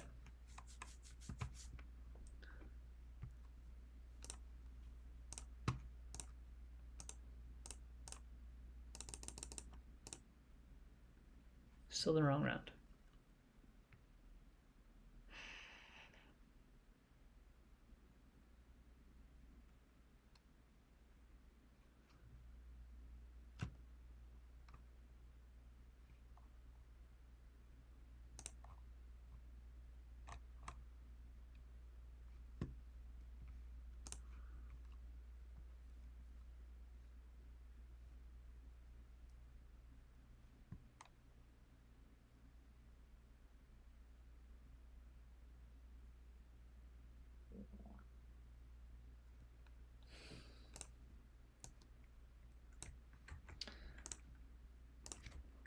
Round IDs here is not being updated despite the await handle round finished function above it, which updates it.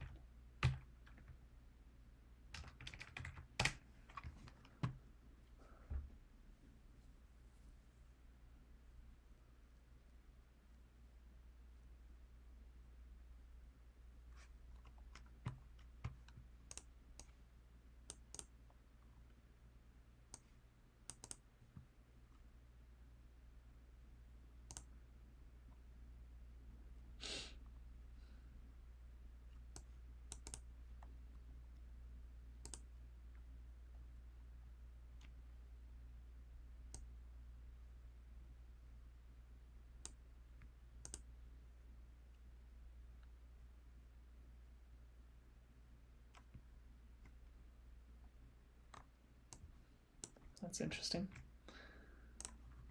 Let's try a copy paste here.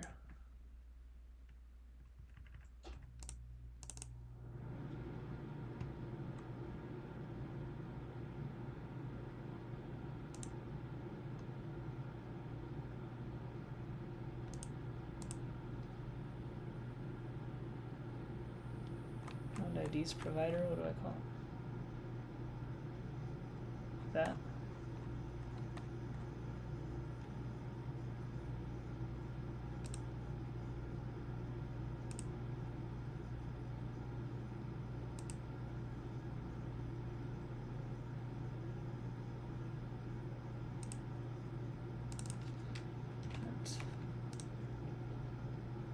Okay.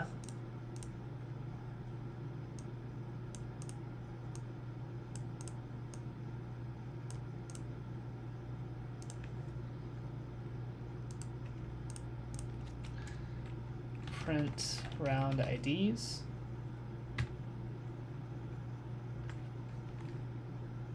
And then do this. I really don't know.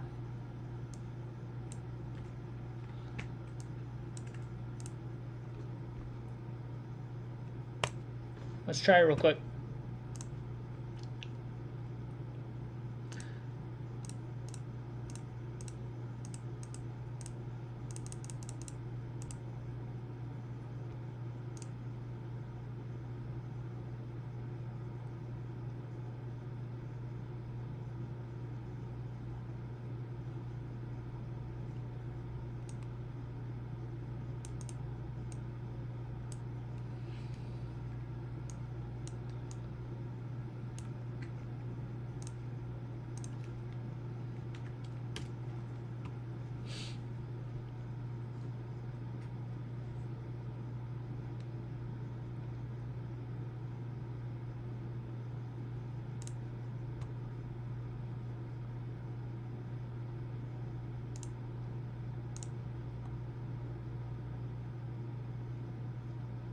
It is inside of build.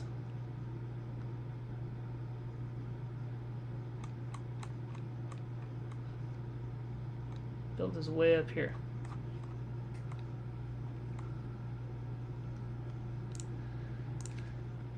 This isn't true though. The code I copied is many layers inside of the build method.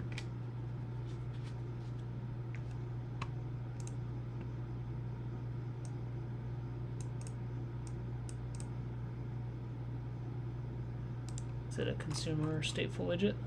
It is.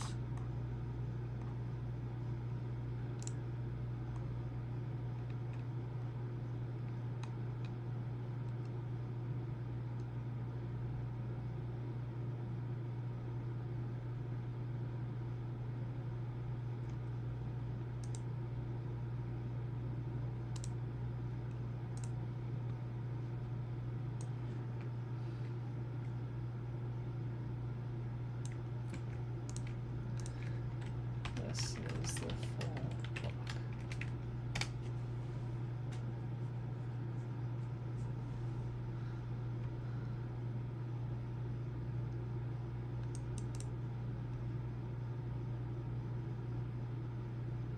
It needs to be called inside of it.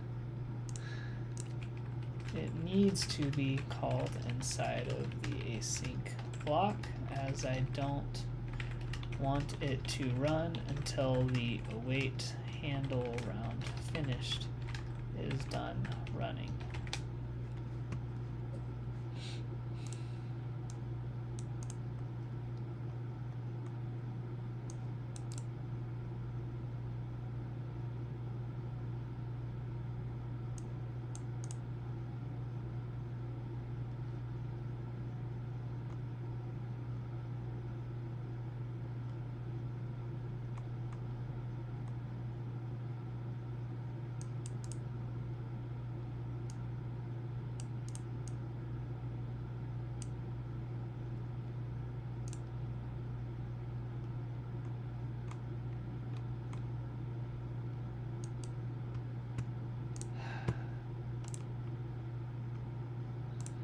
Alright, so it doesn't like anything that I just did there.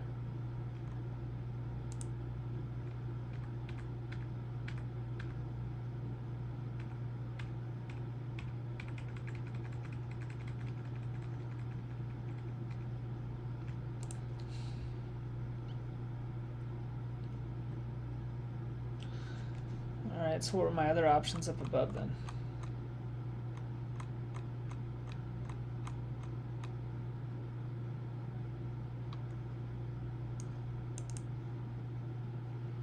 Return it from that. That makes way more sense. Let's do that.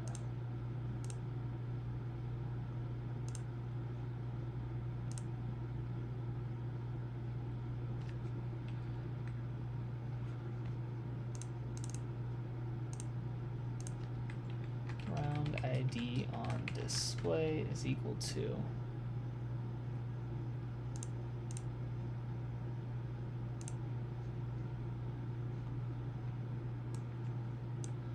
get rid of that. Print round ID on display, like so, and then down here,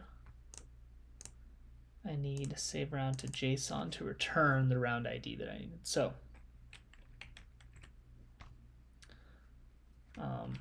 var round ID is equal to await. I want this to return an int. We're going to return round ID. And then I need save round to JSON to return an int. And I want it to return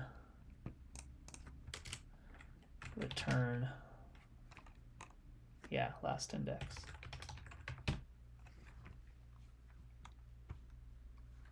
And so back to our scorecard then, I'm going to return this from the handle round finished. That's what I'm going to set here. And then that's what we're going to pass. All right, let's do a refresh. If this works, I just need to copy this to the other block where I'm capturing a round finished up above. And then we'd be done.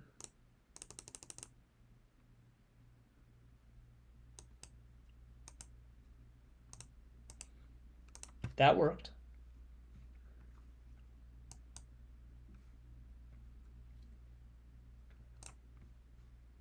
Oh, I have to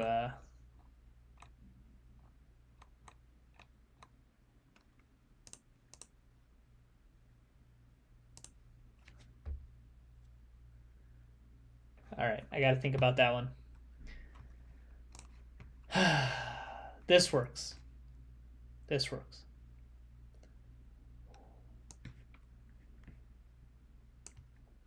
This goes inside of the async, which is this.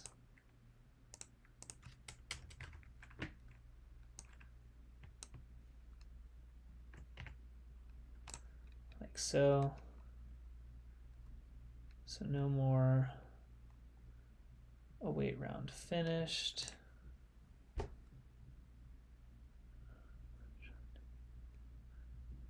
Then I read the round finished, so I think I can delete all of this. And we push round display, and we erase the current round. Okay. And so the only other question is going to be fixing the back button, as to why that's still returning a blank screen. So I gotta make a call. I'll put myself on mute. But I'm gonna keep trying to fix that on stream.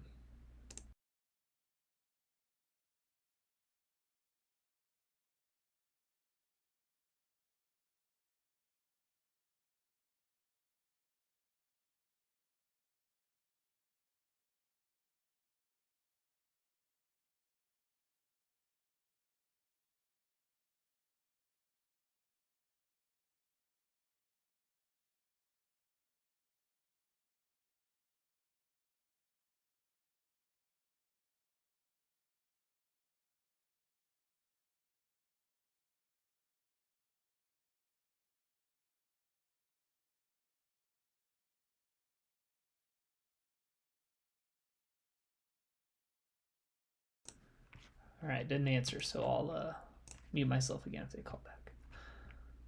Round display.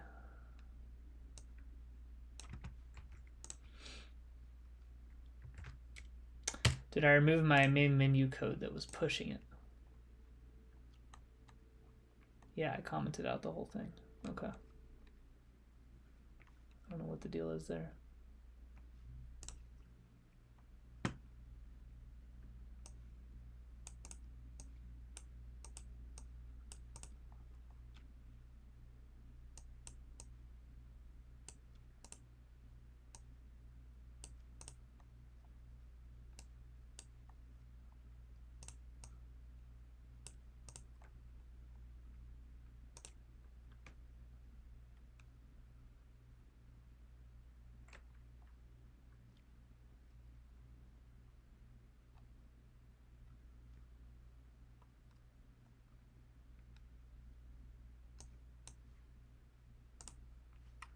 Is that true?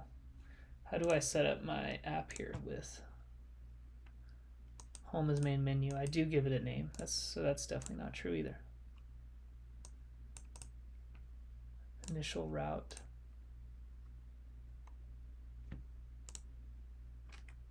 So do I need to add this?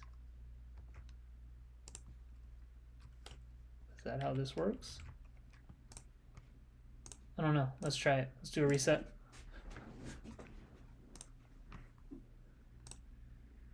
Start round. Get the new view.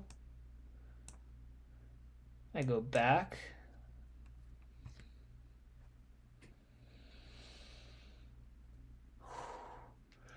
It's still not working perfectly, but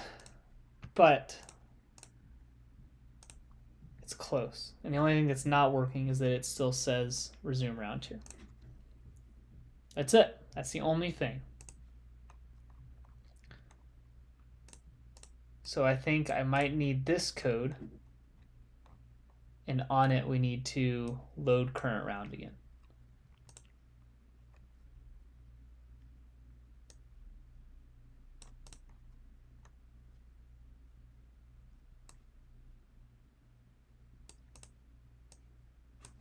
Let's try it. Let's try it.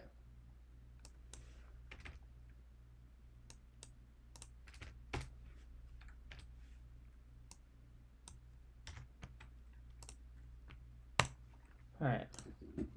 Refresh. That's going to erase the round. I'm reloading the file, so it should go away. Easy. Throw-ins. We go back to the main menu, and it says start round. I think we did it, guys. All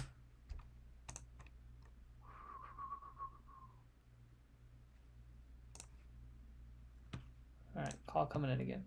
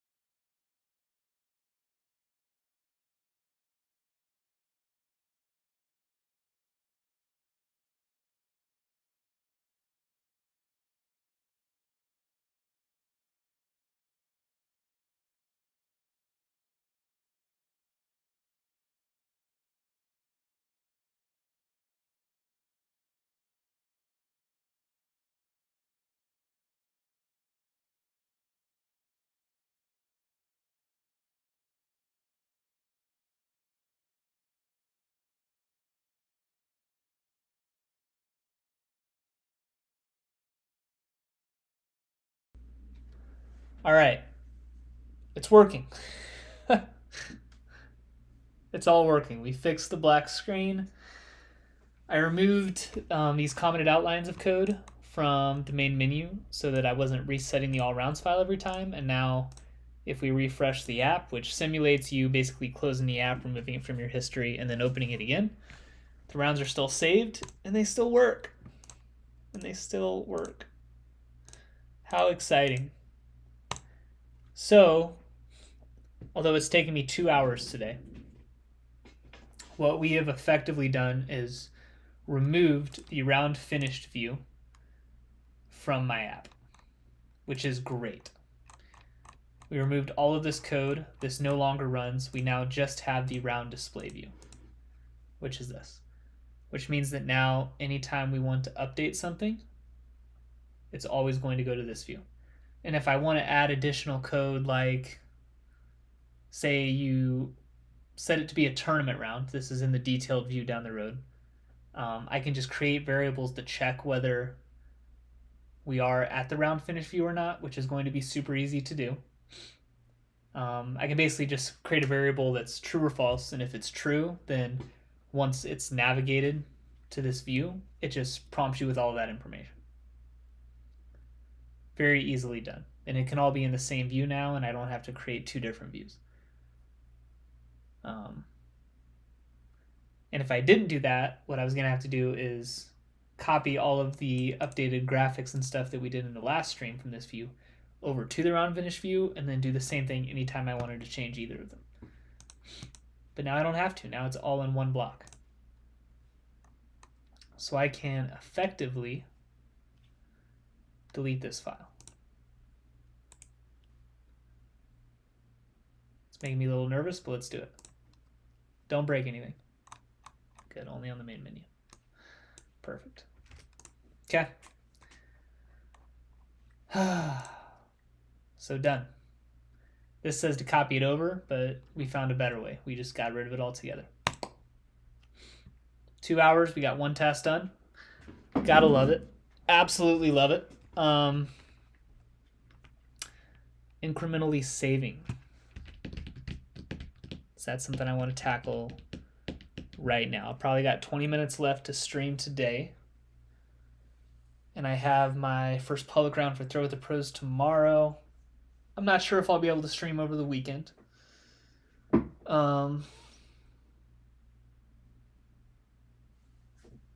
We can definitely start it. All round calculations. I don't think I want to throw it in here. So under stat keeping, I'm going to make a new file. This is going to be called stat persistence.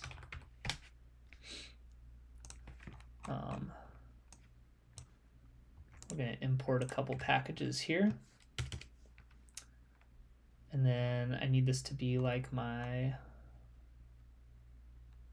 round default. So let's go to round information. Let's copy this structure. Stat persistence. We can call this all-time stat persistence. Extends change notifier. And then what I need to do is I need one of these for every single stat.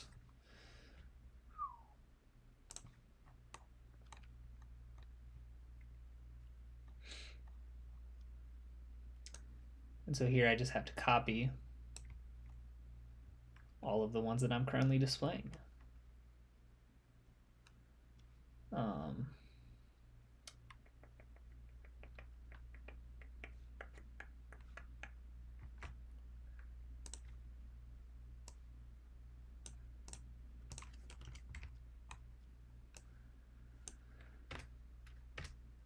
All right, static var holes played. This is just a number, 0. I had what, 29, I think. 1, 2, 3, 4, 5, 6, 7, 8, 9, 10.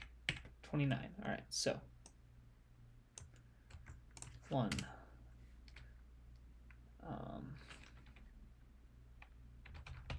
2.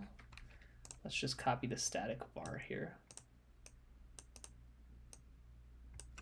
2, 3, 4, 5, 6, 7, 8, 9, 10, 11, 12, 13, 14. 29. So we have holes played, fairway hits,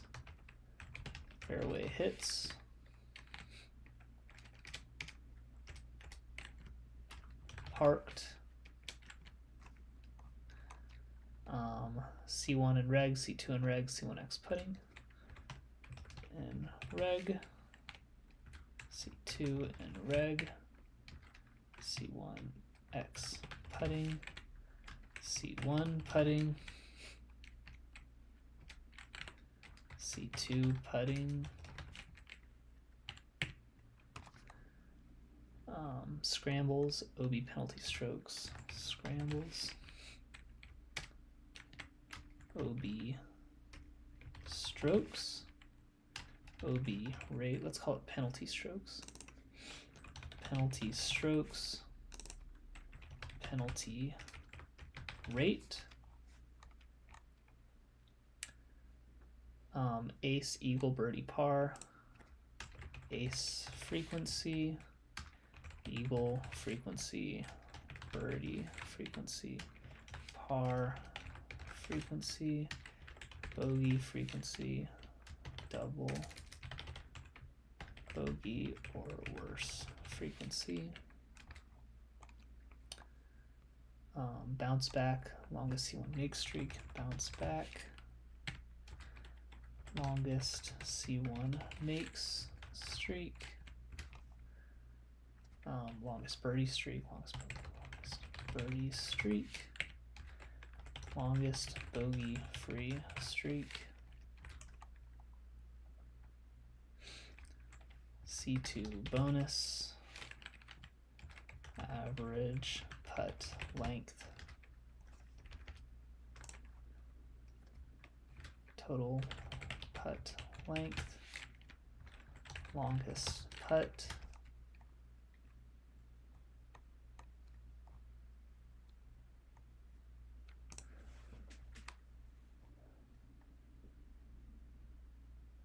actually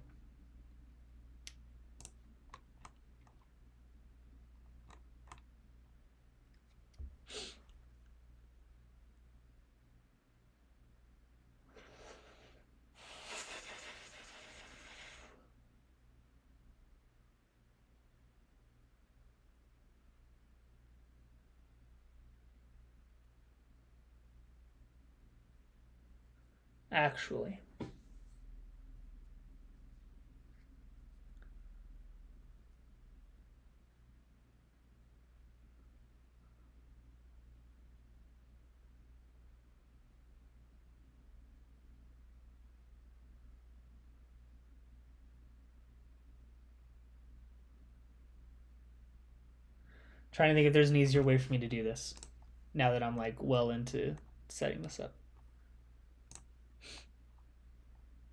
Do I need a unique variable for each one of them? The answer is probably no, but I'm going to need a rounds included.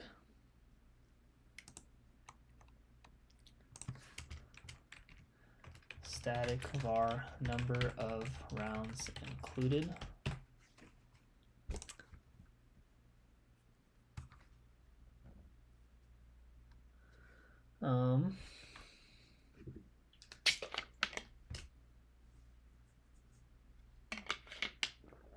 So with each round that's added, I need to update the totals. I should already have set totals, and I just need to update them. So I can still use this single round calculations. And I'm trying to determine if I can just use the same structure here. In general, this returns a stat holder for me.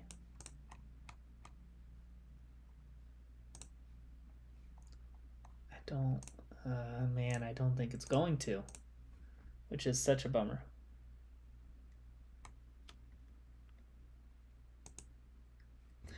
Which is such a bummer.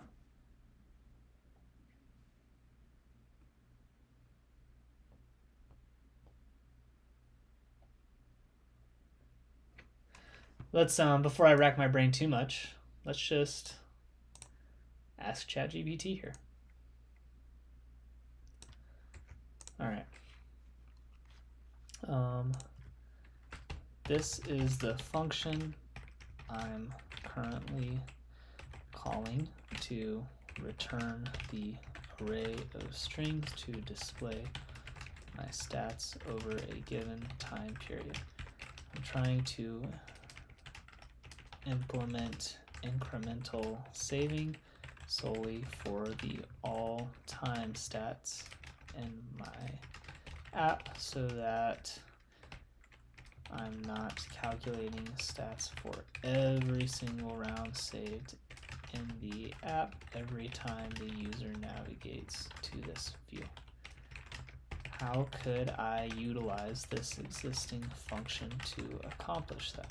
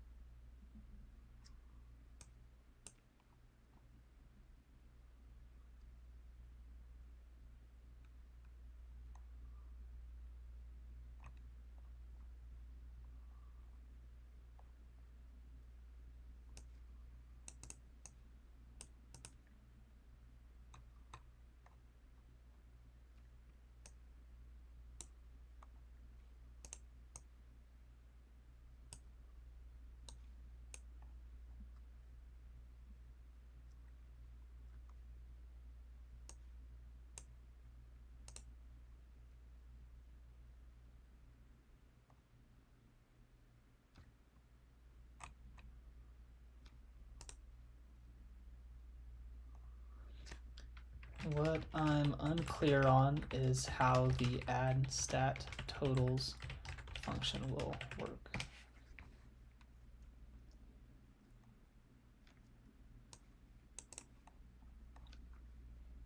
Because this all makes sense.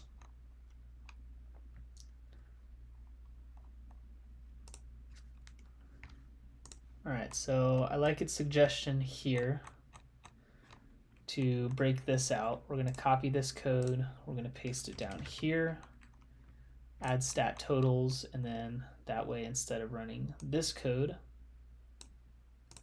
let's just comment it out before I get crazy and delete it. Add stat totals.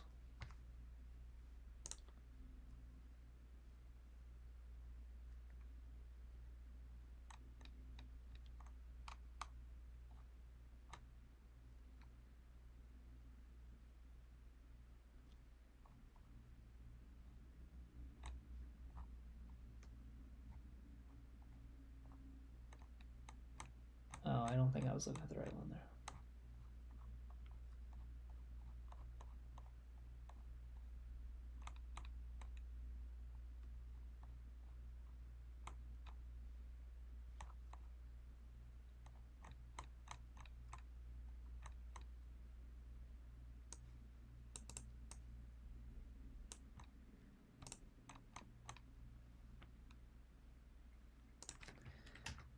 I take that back.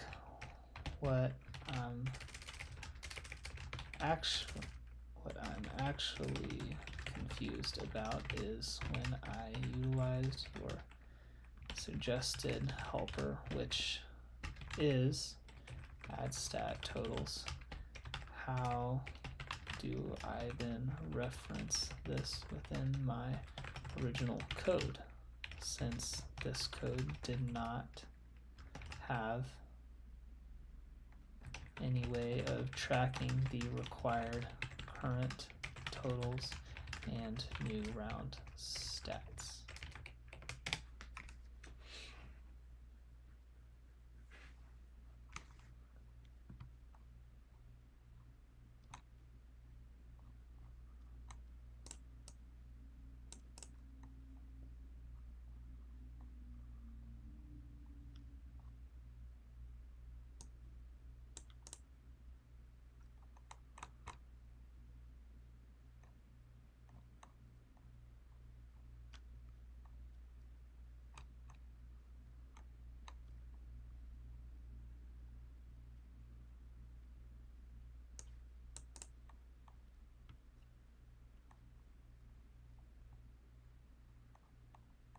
This does not work.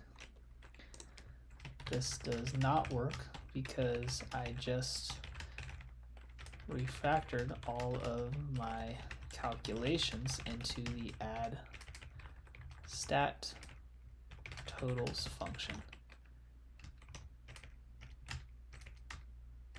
And you haven't given me a way to call this within the calculate stats holder function I had originally.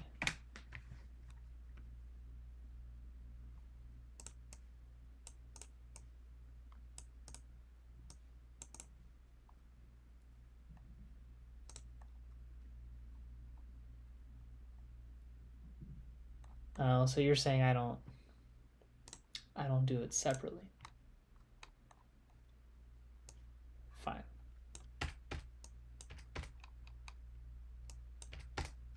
So that works as is. But then I take this function and we utilize it only in stat persistence.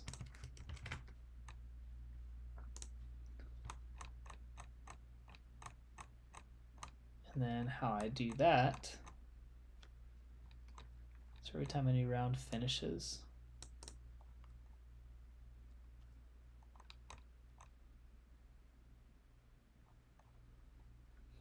yeah, this still doesn't quite work though.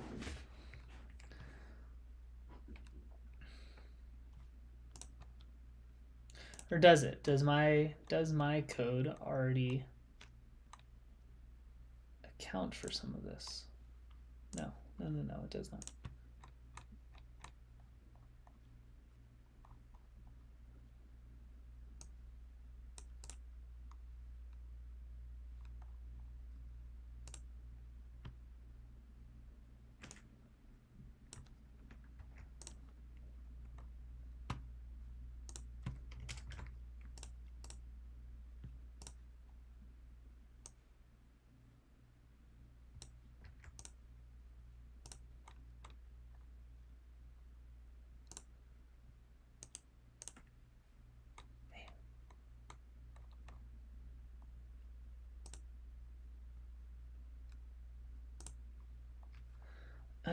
I just don't want to do this more than once, and I don't like that format. All right, so instead we're gonna copy this here. Format stats holder. Here I'm gonna copy and paste this like so. And then we will call format stats holder stat totals stats holder is equal to that. Then I can call format stat totals here. So I'm still just trying to make a way for the all-time stats to persist so I don't have to calculate them every time. So I'm breaking out some of the code I was using in my previous functions so I can use it in both, but I can't use the whole thing because that's not going to work.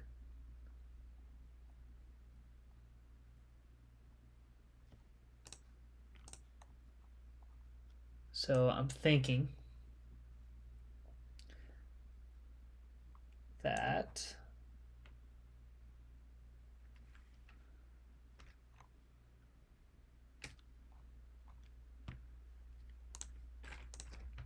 instead of using JSON, I'm going to save these values to the shared preferences since there's less than 30 of them. Below is the code I have so far. What else is needed to fully implement this? Just to make sure I'm not missing steps here.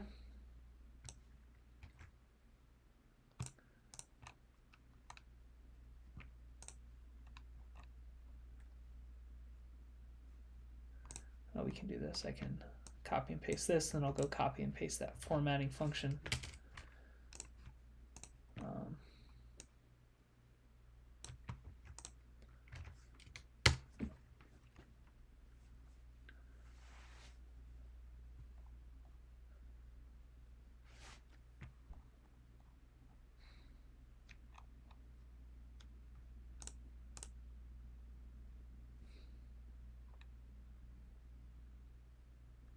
Okay.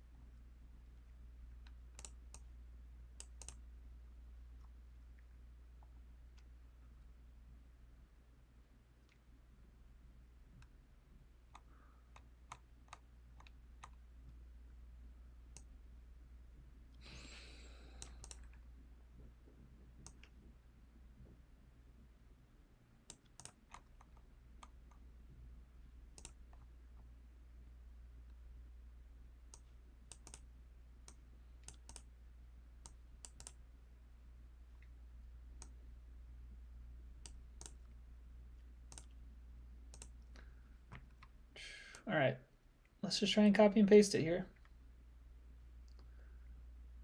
I think this is going to make a little bit of sense.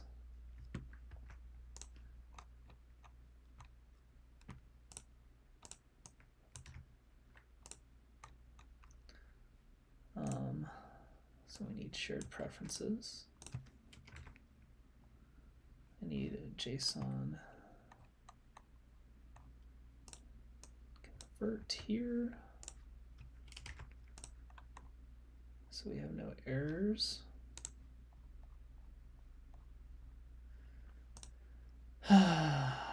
Saved as a JSON string. That's an avalanche.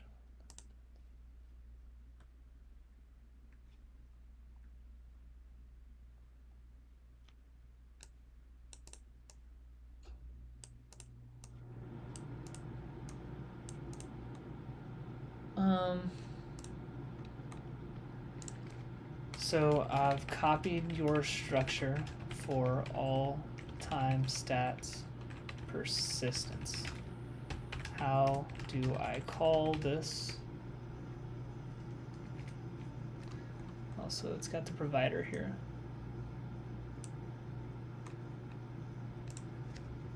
I am using river poddo, so update the providers accordingly to match the structure I'm using in the rest of the app example below. And then let's go to a provider, copy it like this.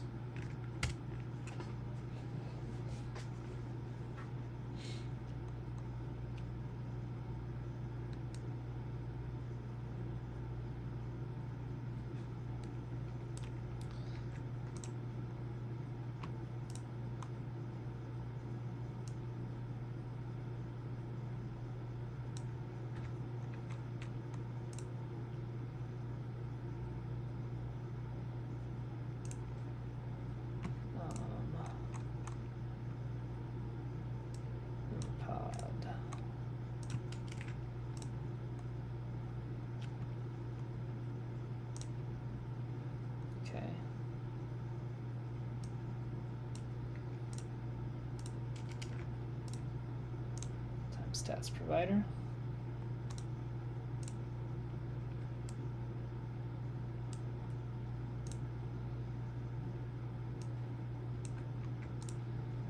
Let's go to our scorecard.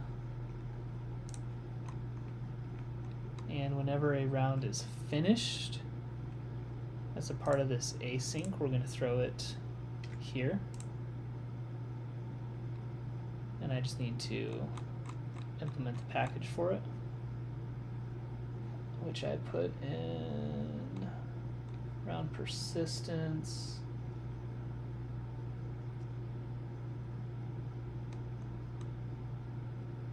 Stat persistence, so stat keeping,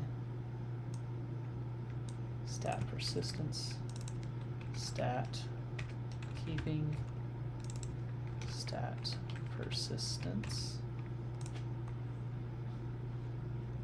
And then I need that actual provider.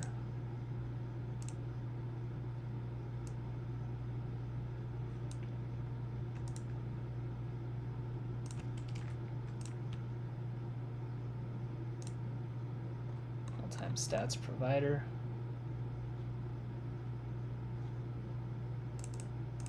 Stats from a single round, and so here I need single round calculations. And we need to return this information. Hold distances. Whoa. Whoa. Like so. User whole scores. Course difficulty. Don't do that. Got it. User score is going to be current score, and then shot data here. All right, so we're going to add the single round stats. I think I'm probably going to get some issues there, but maybe I won't.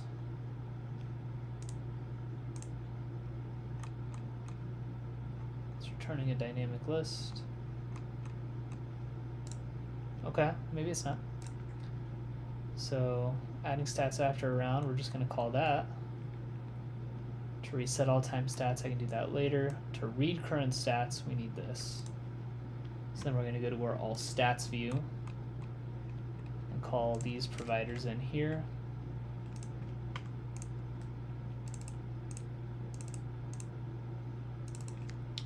All time stats. All time stats.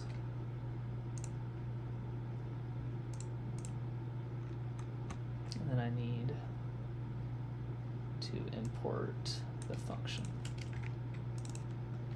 stat persistence.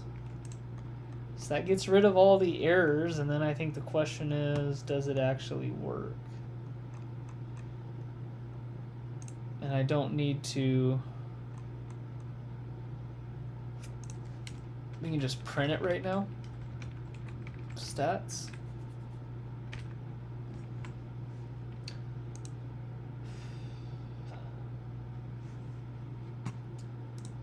Let me go to my stat persistence here.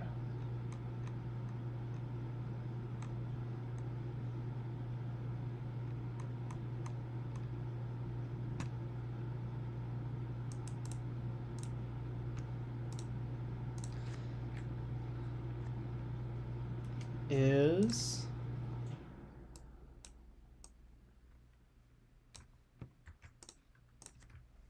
I now have this code. Is this set up to be blank on first app launch and then take on the correct format when the user submits their first round? Will it then continue to work once they submit their second?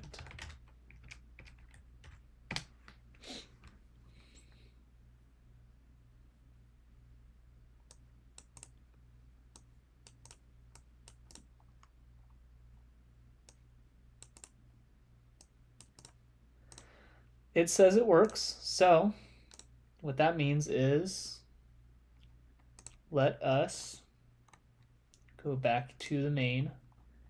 Let's erase the original rounds again. So like we're starting from scratch. And let's give it a shot. Start round. So all time stats.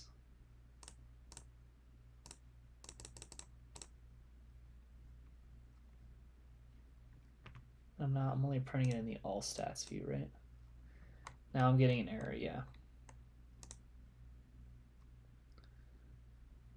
All round calculations. 52.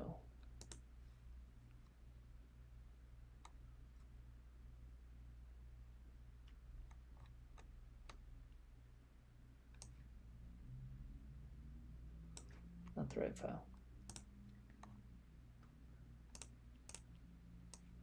Format stats folder. Stat totals.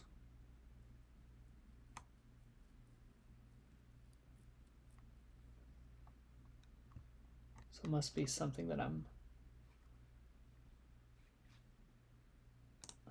something to do with this.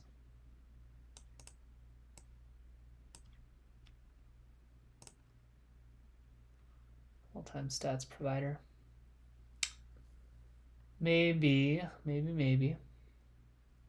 Let's go to our round scorecard. Did I update the right block of code here? I did not.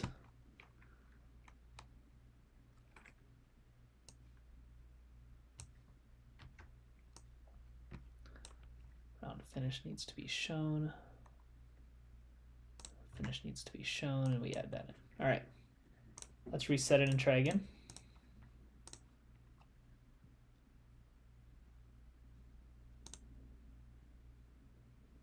If I hit stats now, it's going to give me an error. Will it give me an error after I've added a round?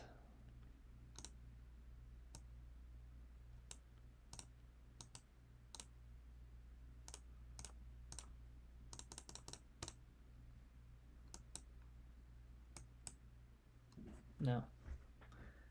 Importantly, it does not. So that was the issue there.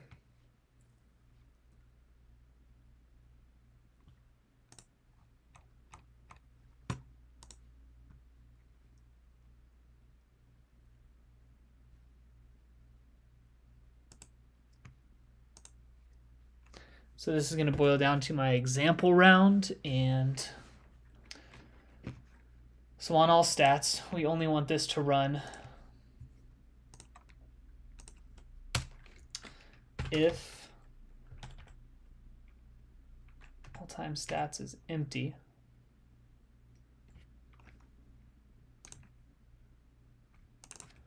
Is not empty.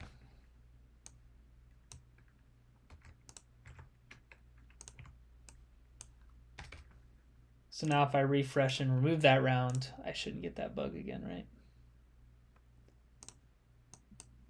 Correct. All time, this is not actually pulling from the right thing yet, but what it seems like we have done is display the right information at least. So let's go add a couple rounds then.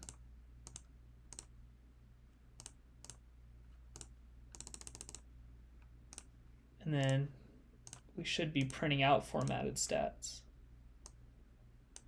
Holes played is 12. With only one round in.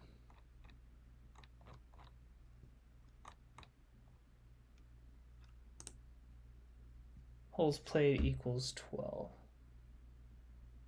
Because I already ran through it once. That's what it should be equal to.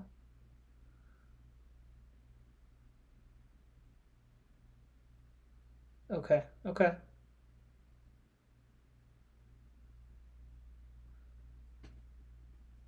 This is all working as expected. And we're close. We're really close. Main menu? No. To main. what was the erase function here? This. Can't call it there, so we will call it, no, not in this. Not in the right one. Can I call it here? Not await. And call it there.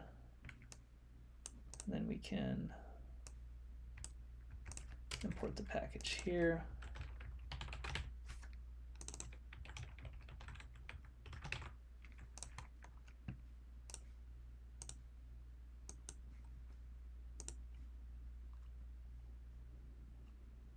Yeah, so now I'm gonna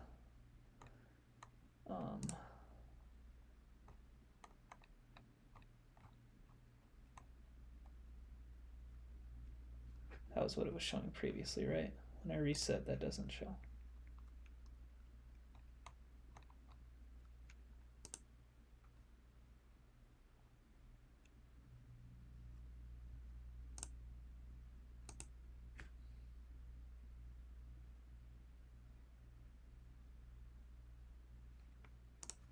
Let's enter a round in.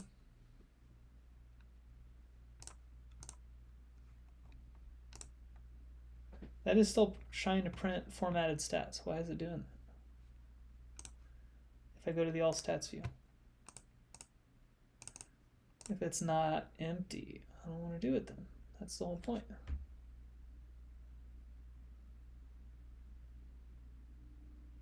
Didn't I just erase it?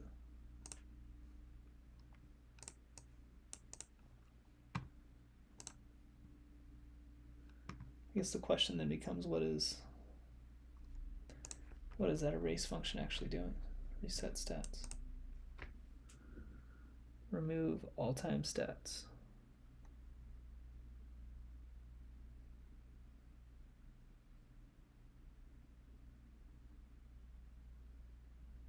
It's removing it.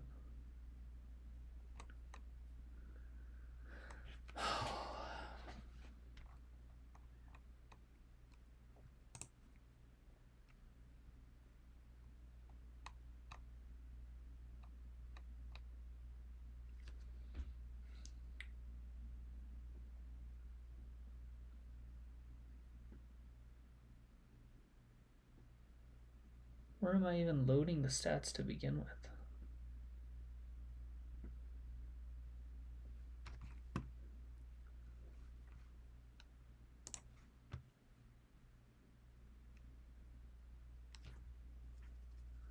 I have no idea.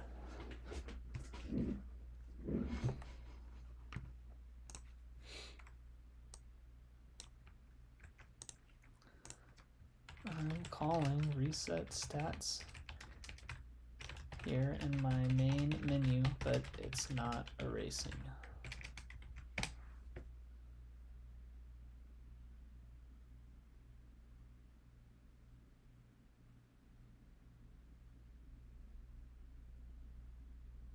Okay.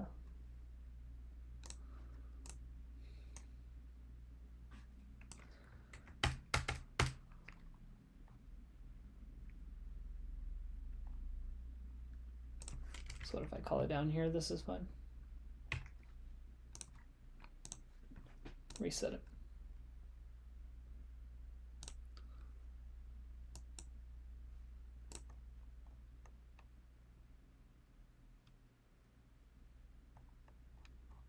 Seems like it worked there.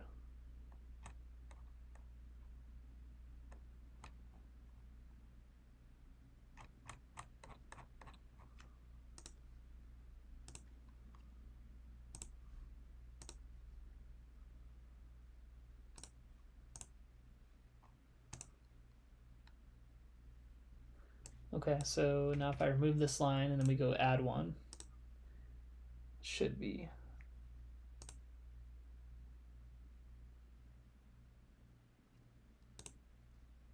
correct here.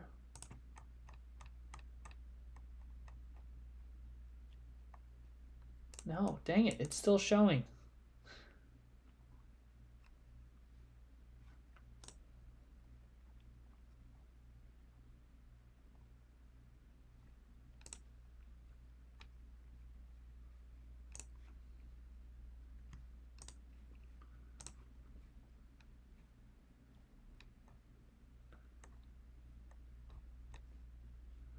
don't think I really like the structure of this. Mainly just because maybe it's even better, but it just does not match how I built out all of the other ones.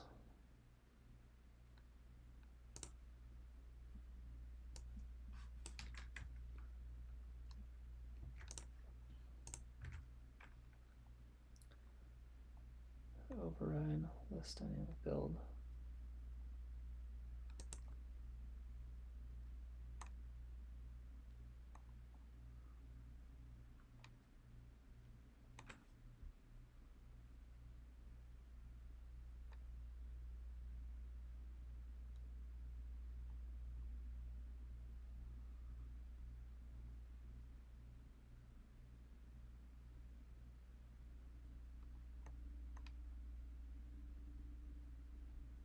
Load stats.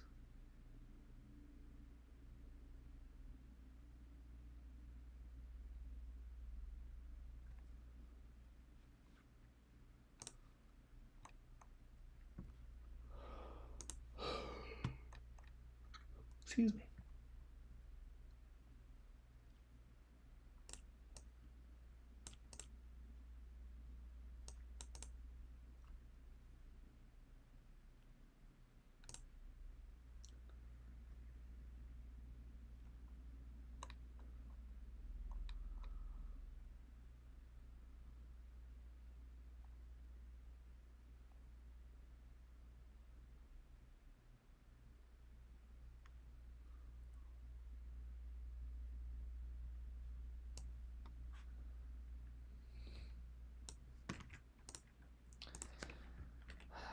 This is still not working.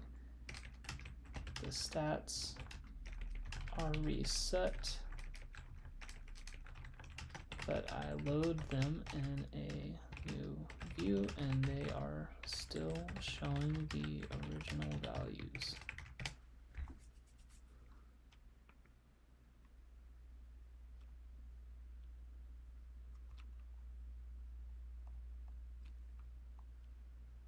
This is terrible. That's giving me such convoluted suggestions right now. I hate it. Hate it.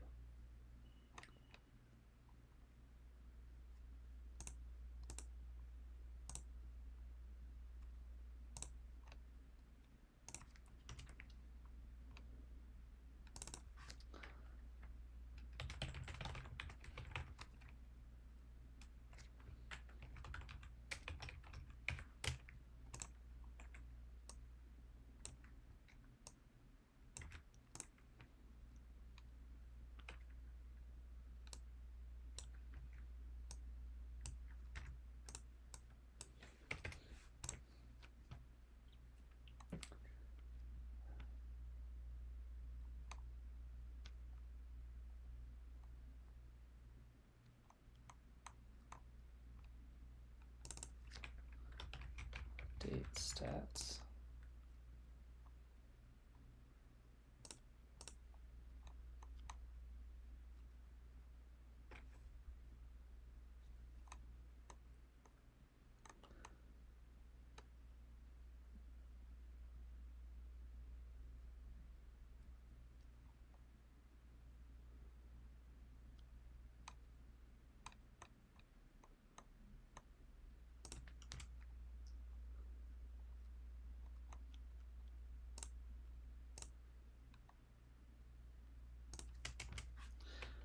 Void save all time stats.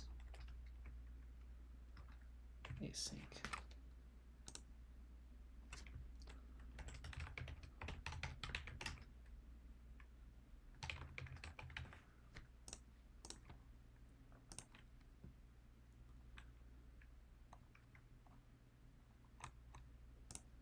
Providers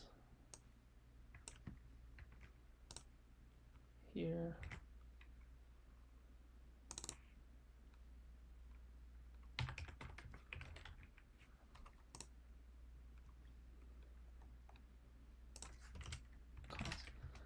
All time stats. Save. Let's go to all time stats. That can go away. set string times stats save JSON encode new stats.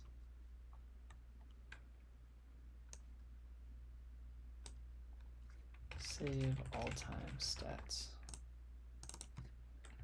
Just dynamic.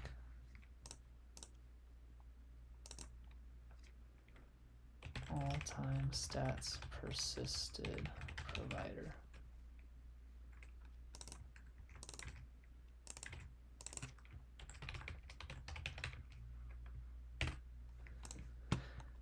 All right, that should mostly be it. Now, how do I get rid of all of this crap?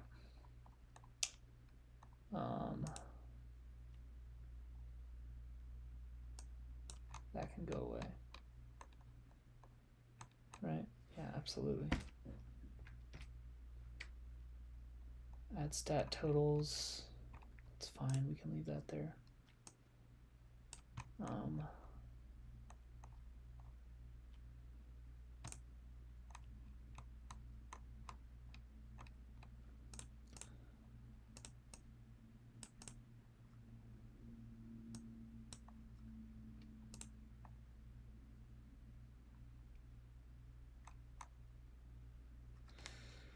Okay, so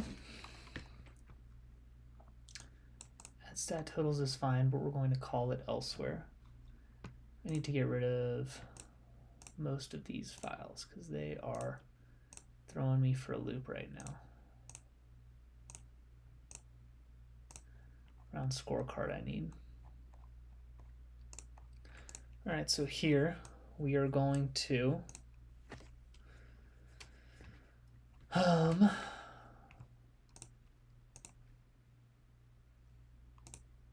this dynamic var new all-time stats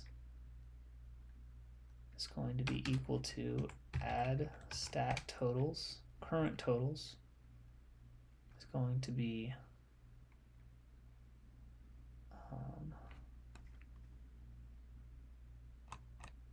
what did I just call it?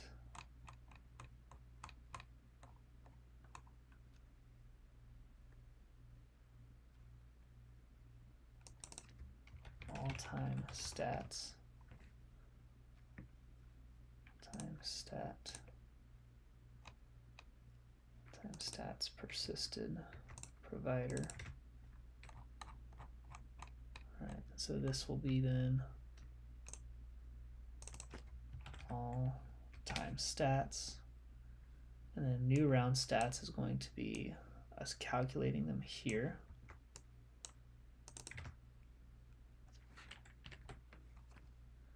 Like so.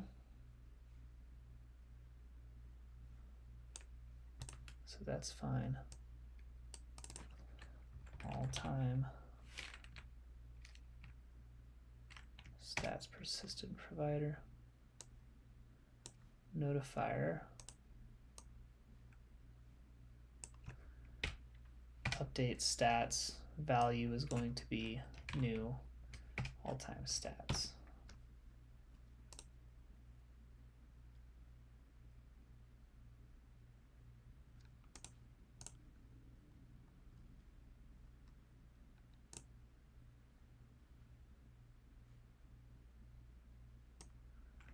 Is it because of the await? Yeah.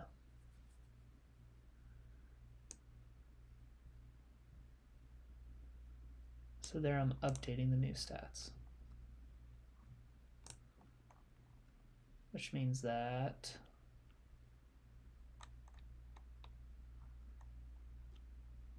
I don't need this, I don't need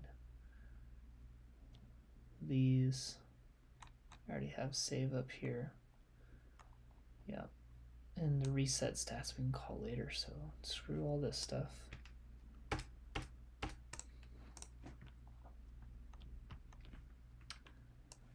We're gonna copy this. We'll go down here. It now needs to be these two. Var And then on all stats,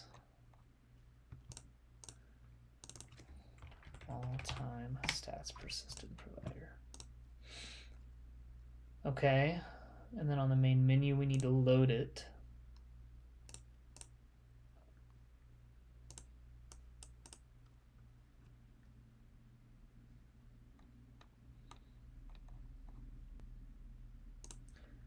On dates provider, let's go round loading.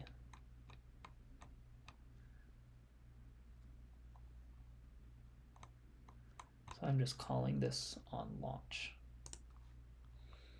Yes, yes, yes, yes. So we need to, on stat persistence, I need to just copy that function essentially. Load round information.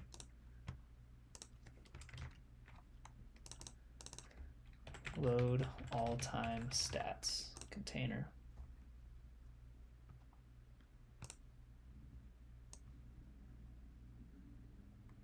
But obviously this is not going to be the same.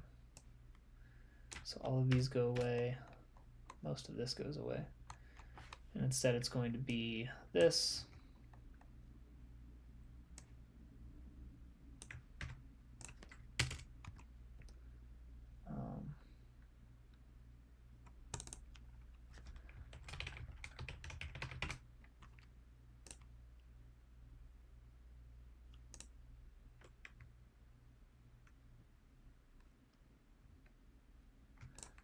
Probably just do that with void.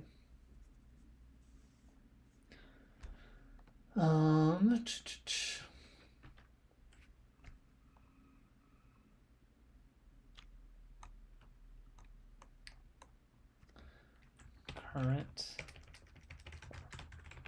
all time stats is equal to press get string JSON decode all time stats save. And then can I throw a question mark like this? I think so. And then can I just do, get rid of all of this, container read stats persistent provider, update stats, and then we use this object. How do I cast it as a list dynamic?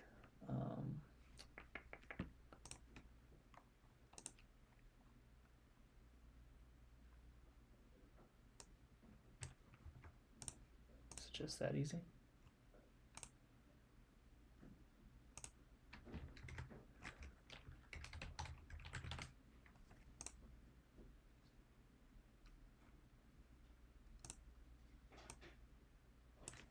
Okay, so object can't be assigned to type list dynamic. In this code, I get the error that object can't be tied to type list dynamic.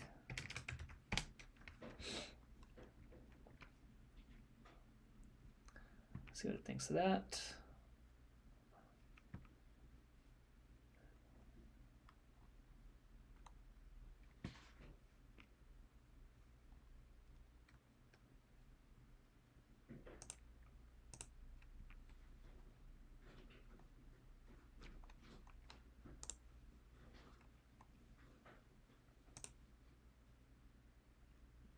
The key. Oh. Oh. Hold on. I'm being stupid here.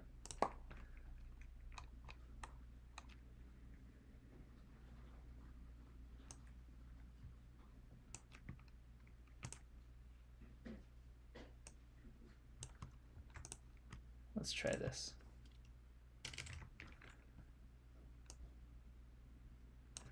Var current all time stats, get string, my string is this,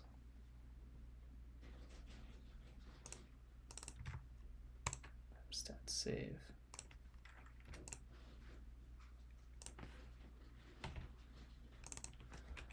list dynamic.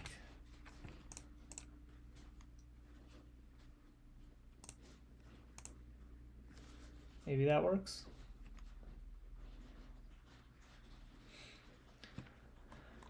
It seems to indicate that it might, and so then on here we just need to call load all time stats. That needs to be up here. I don't have stat keeping yet, so stat keeping and stat persistence. And then it doesn't like one thing, which is container. All right, what does that break? Nothing yet.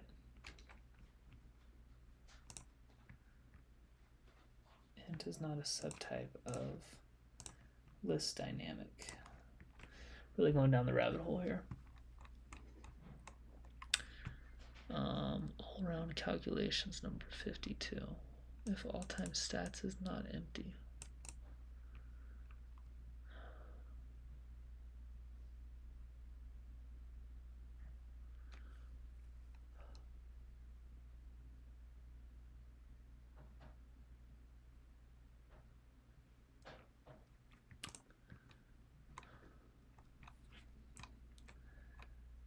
Maybe I need to erase it real quick.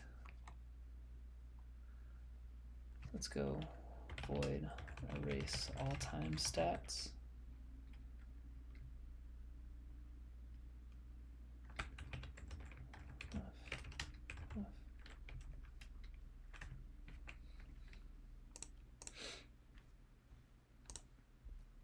Maybe we do this. We do this on the main menu to make sure that we're erasing it. And then erase all time stats. Let's do a refresh on this. So that should have run now. Now if I remove it, we refresh again.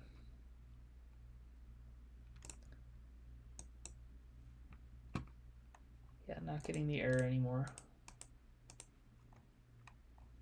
Holes played 12, which matches this.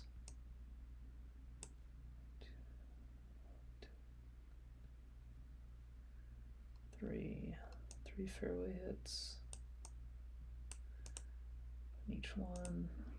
All right, and then if I do a round,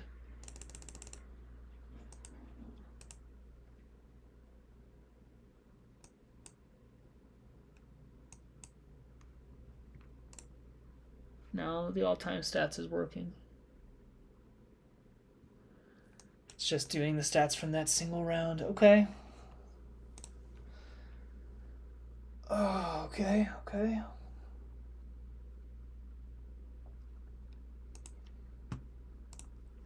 I think this is now working as intended, with the exception of I actually just need to display the all-time stats, which I'm not doing currently.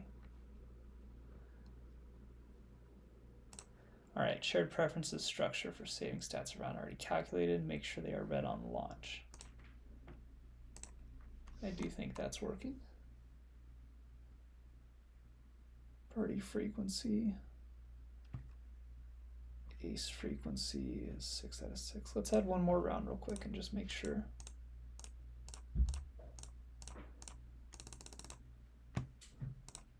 All-time stats.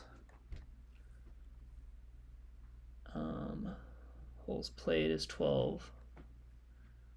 Fairway hits is 12. Parked is 12. Yes. Ace frequency is working. Pretty frequency. So it seems like these are working.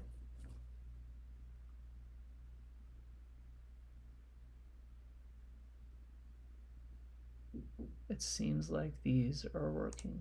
Yeah, I'm almost done.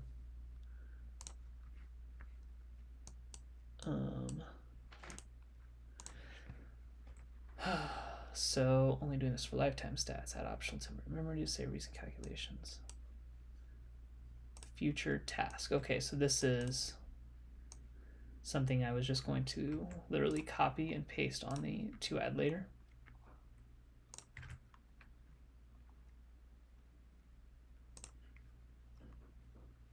Save that. So now we're going to go back to this.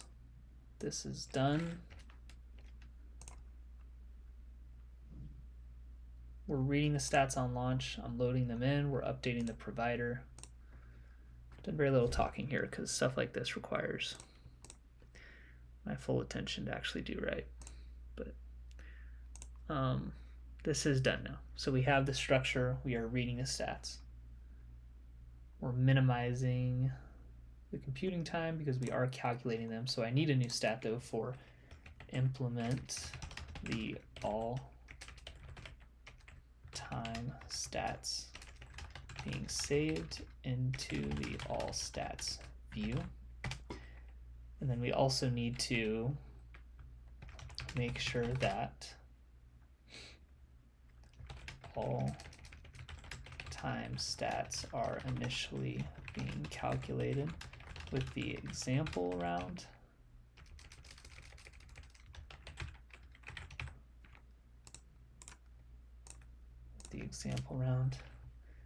And then implement overwrite of example round with first round added to the app, including all time stat calculations. Okay, so some of those tasks I'm going to need to cover next time, but this is done and we are progressively saving. So now we just need to implement these all-time stats that we're creating, which we can see. I'm still printing them when they're being calculated, so we can see it here. They are calculating correctly. So now we need to actually display those on the all stats view, which is what we have up here. Only when all time is pressed though. And then I'm going to have this first round that's added into the app be an example round. I need to make sure that I'm calculating all time stats based off that, and that the second that the user adds a new round to the app, it overwrites it, so it gets rid of the example round that I'm using.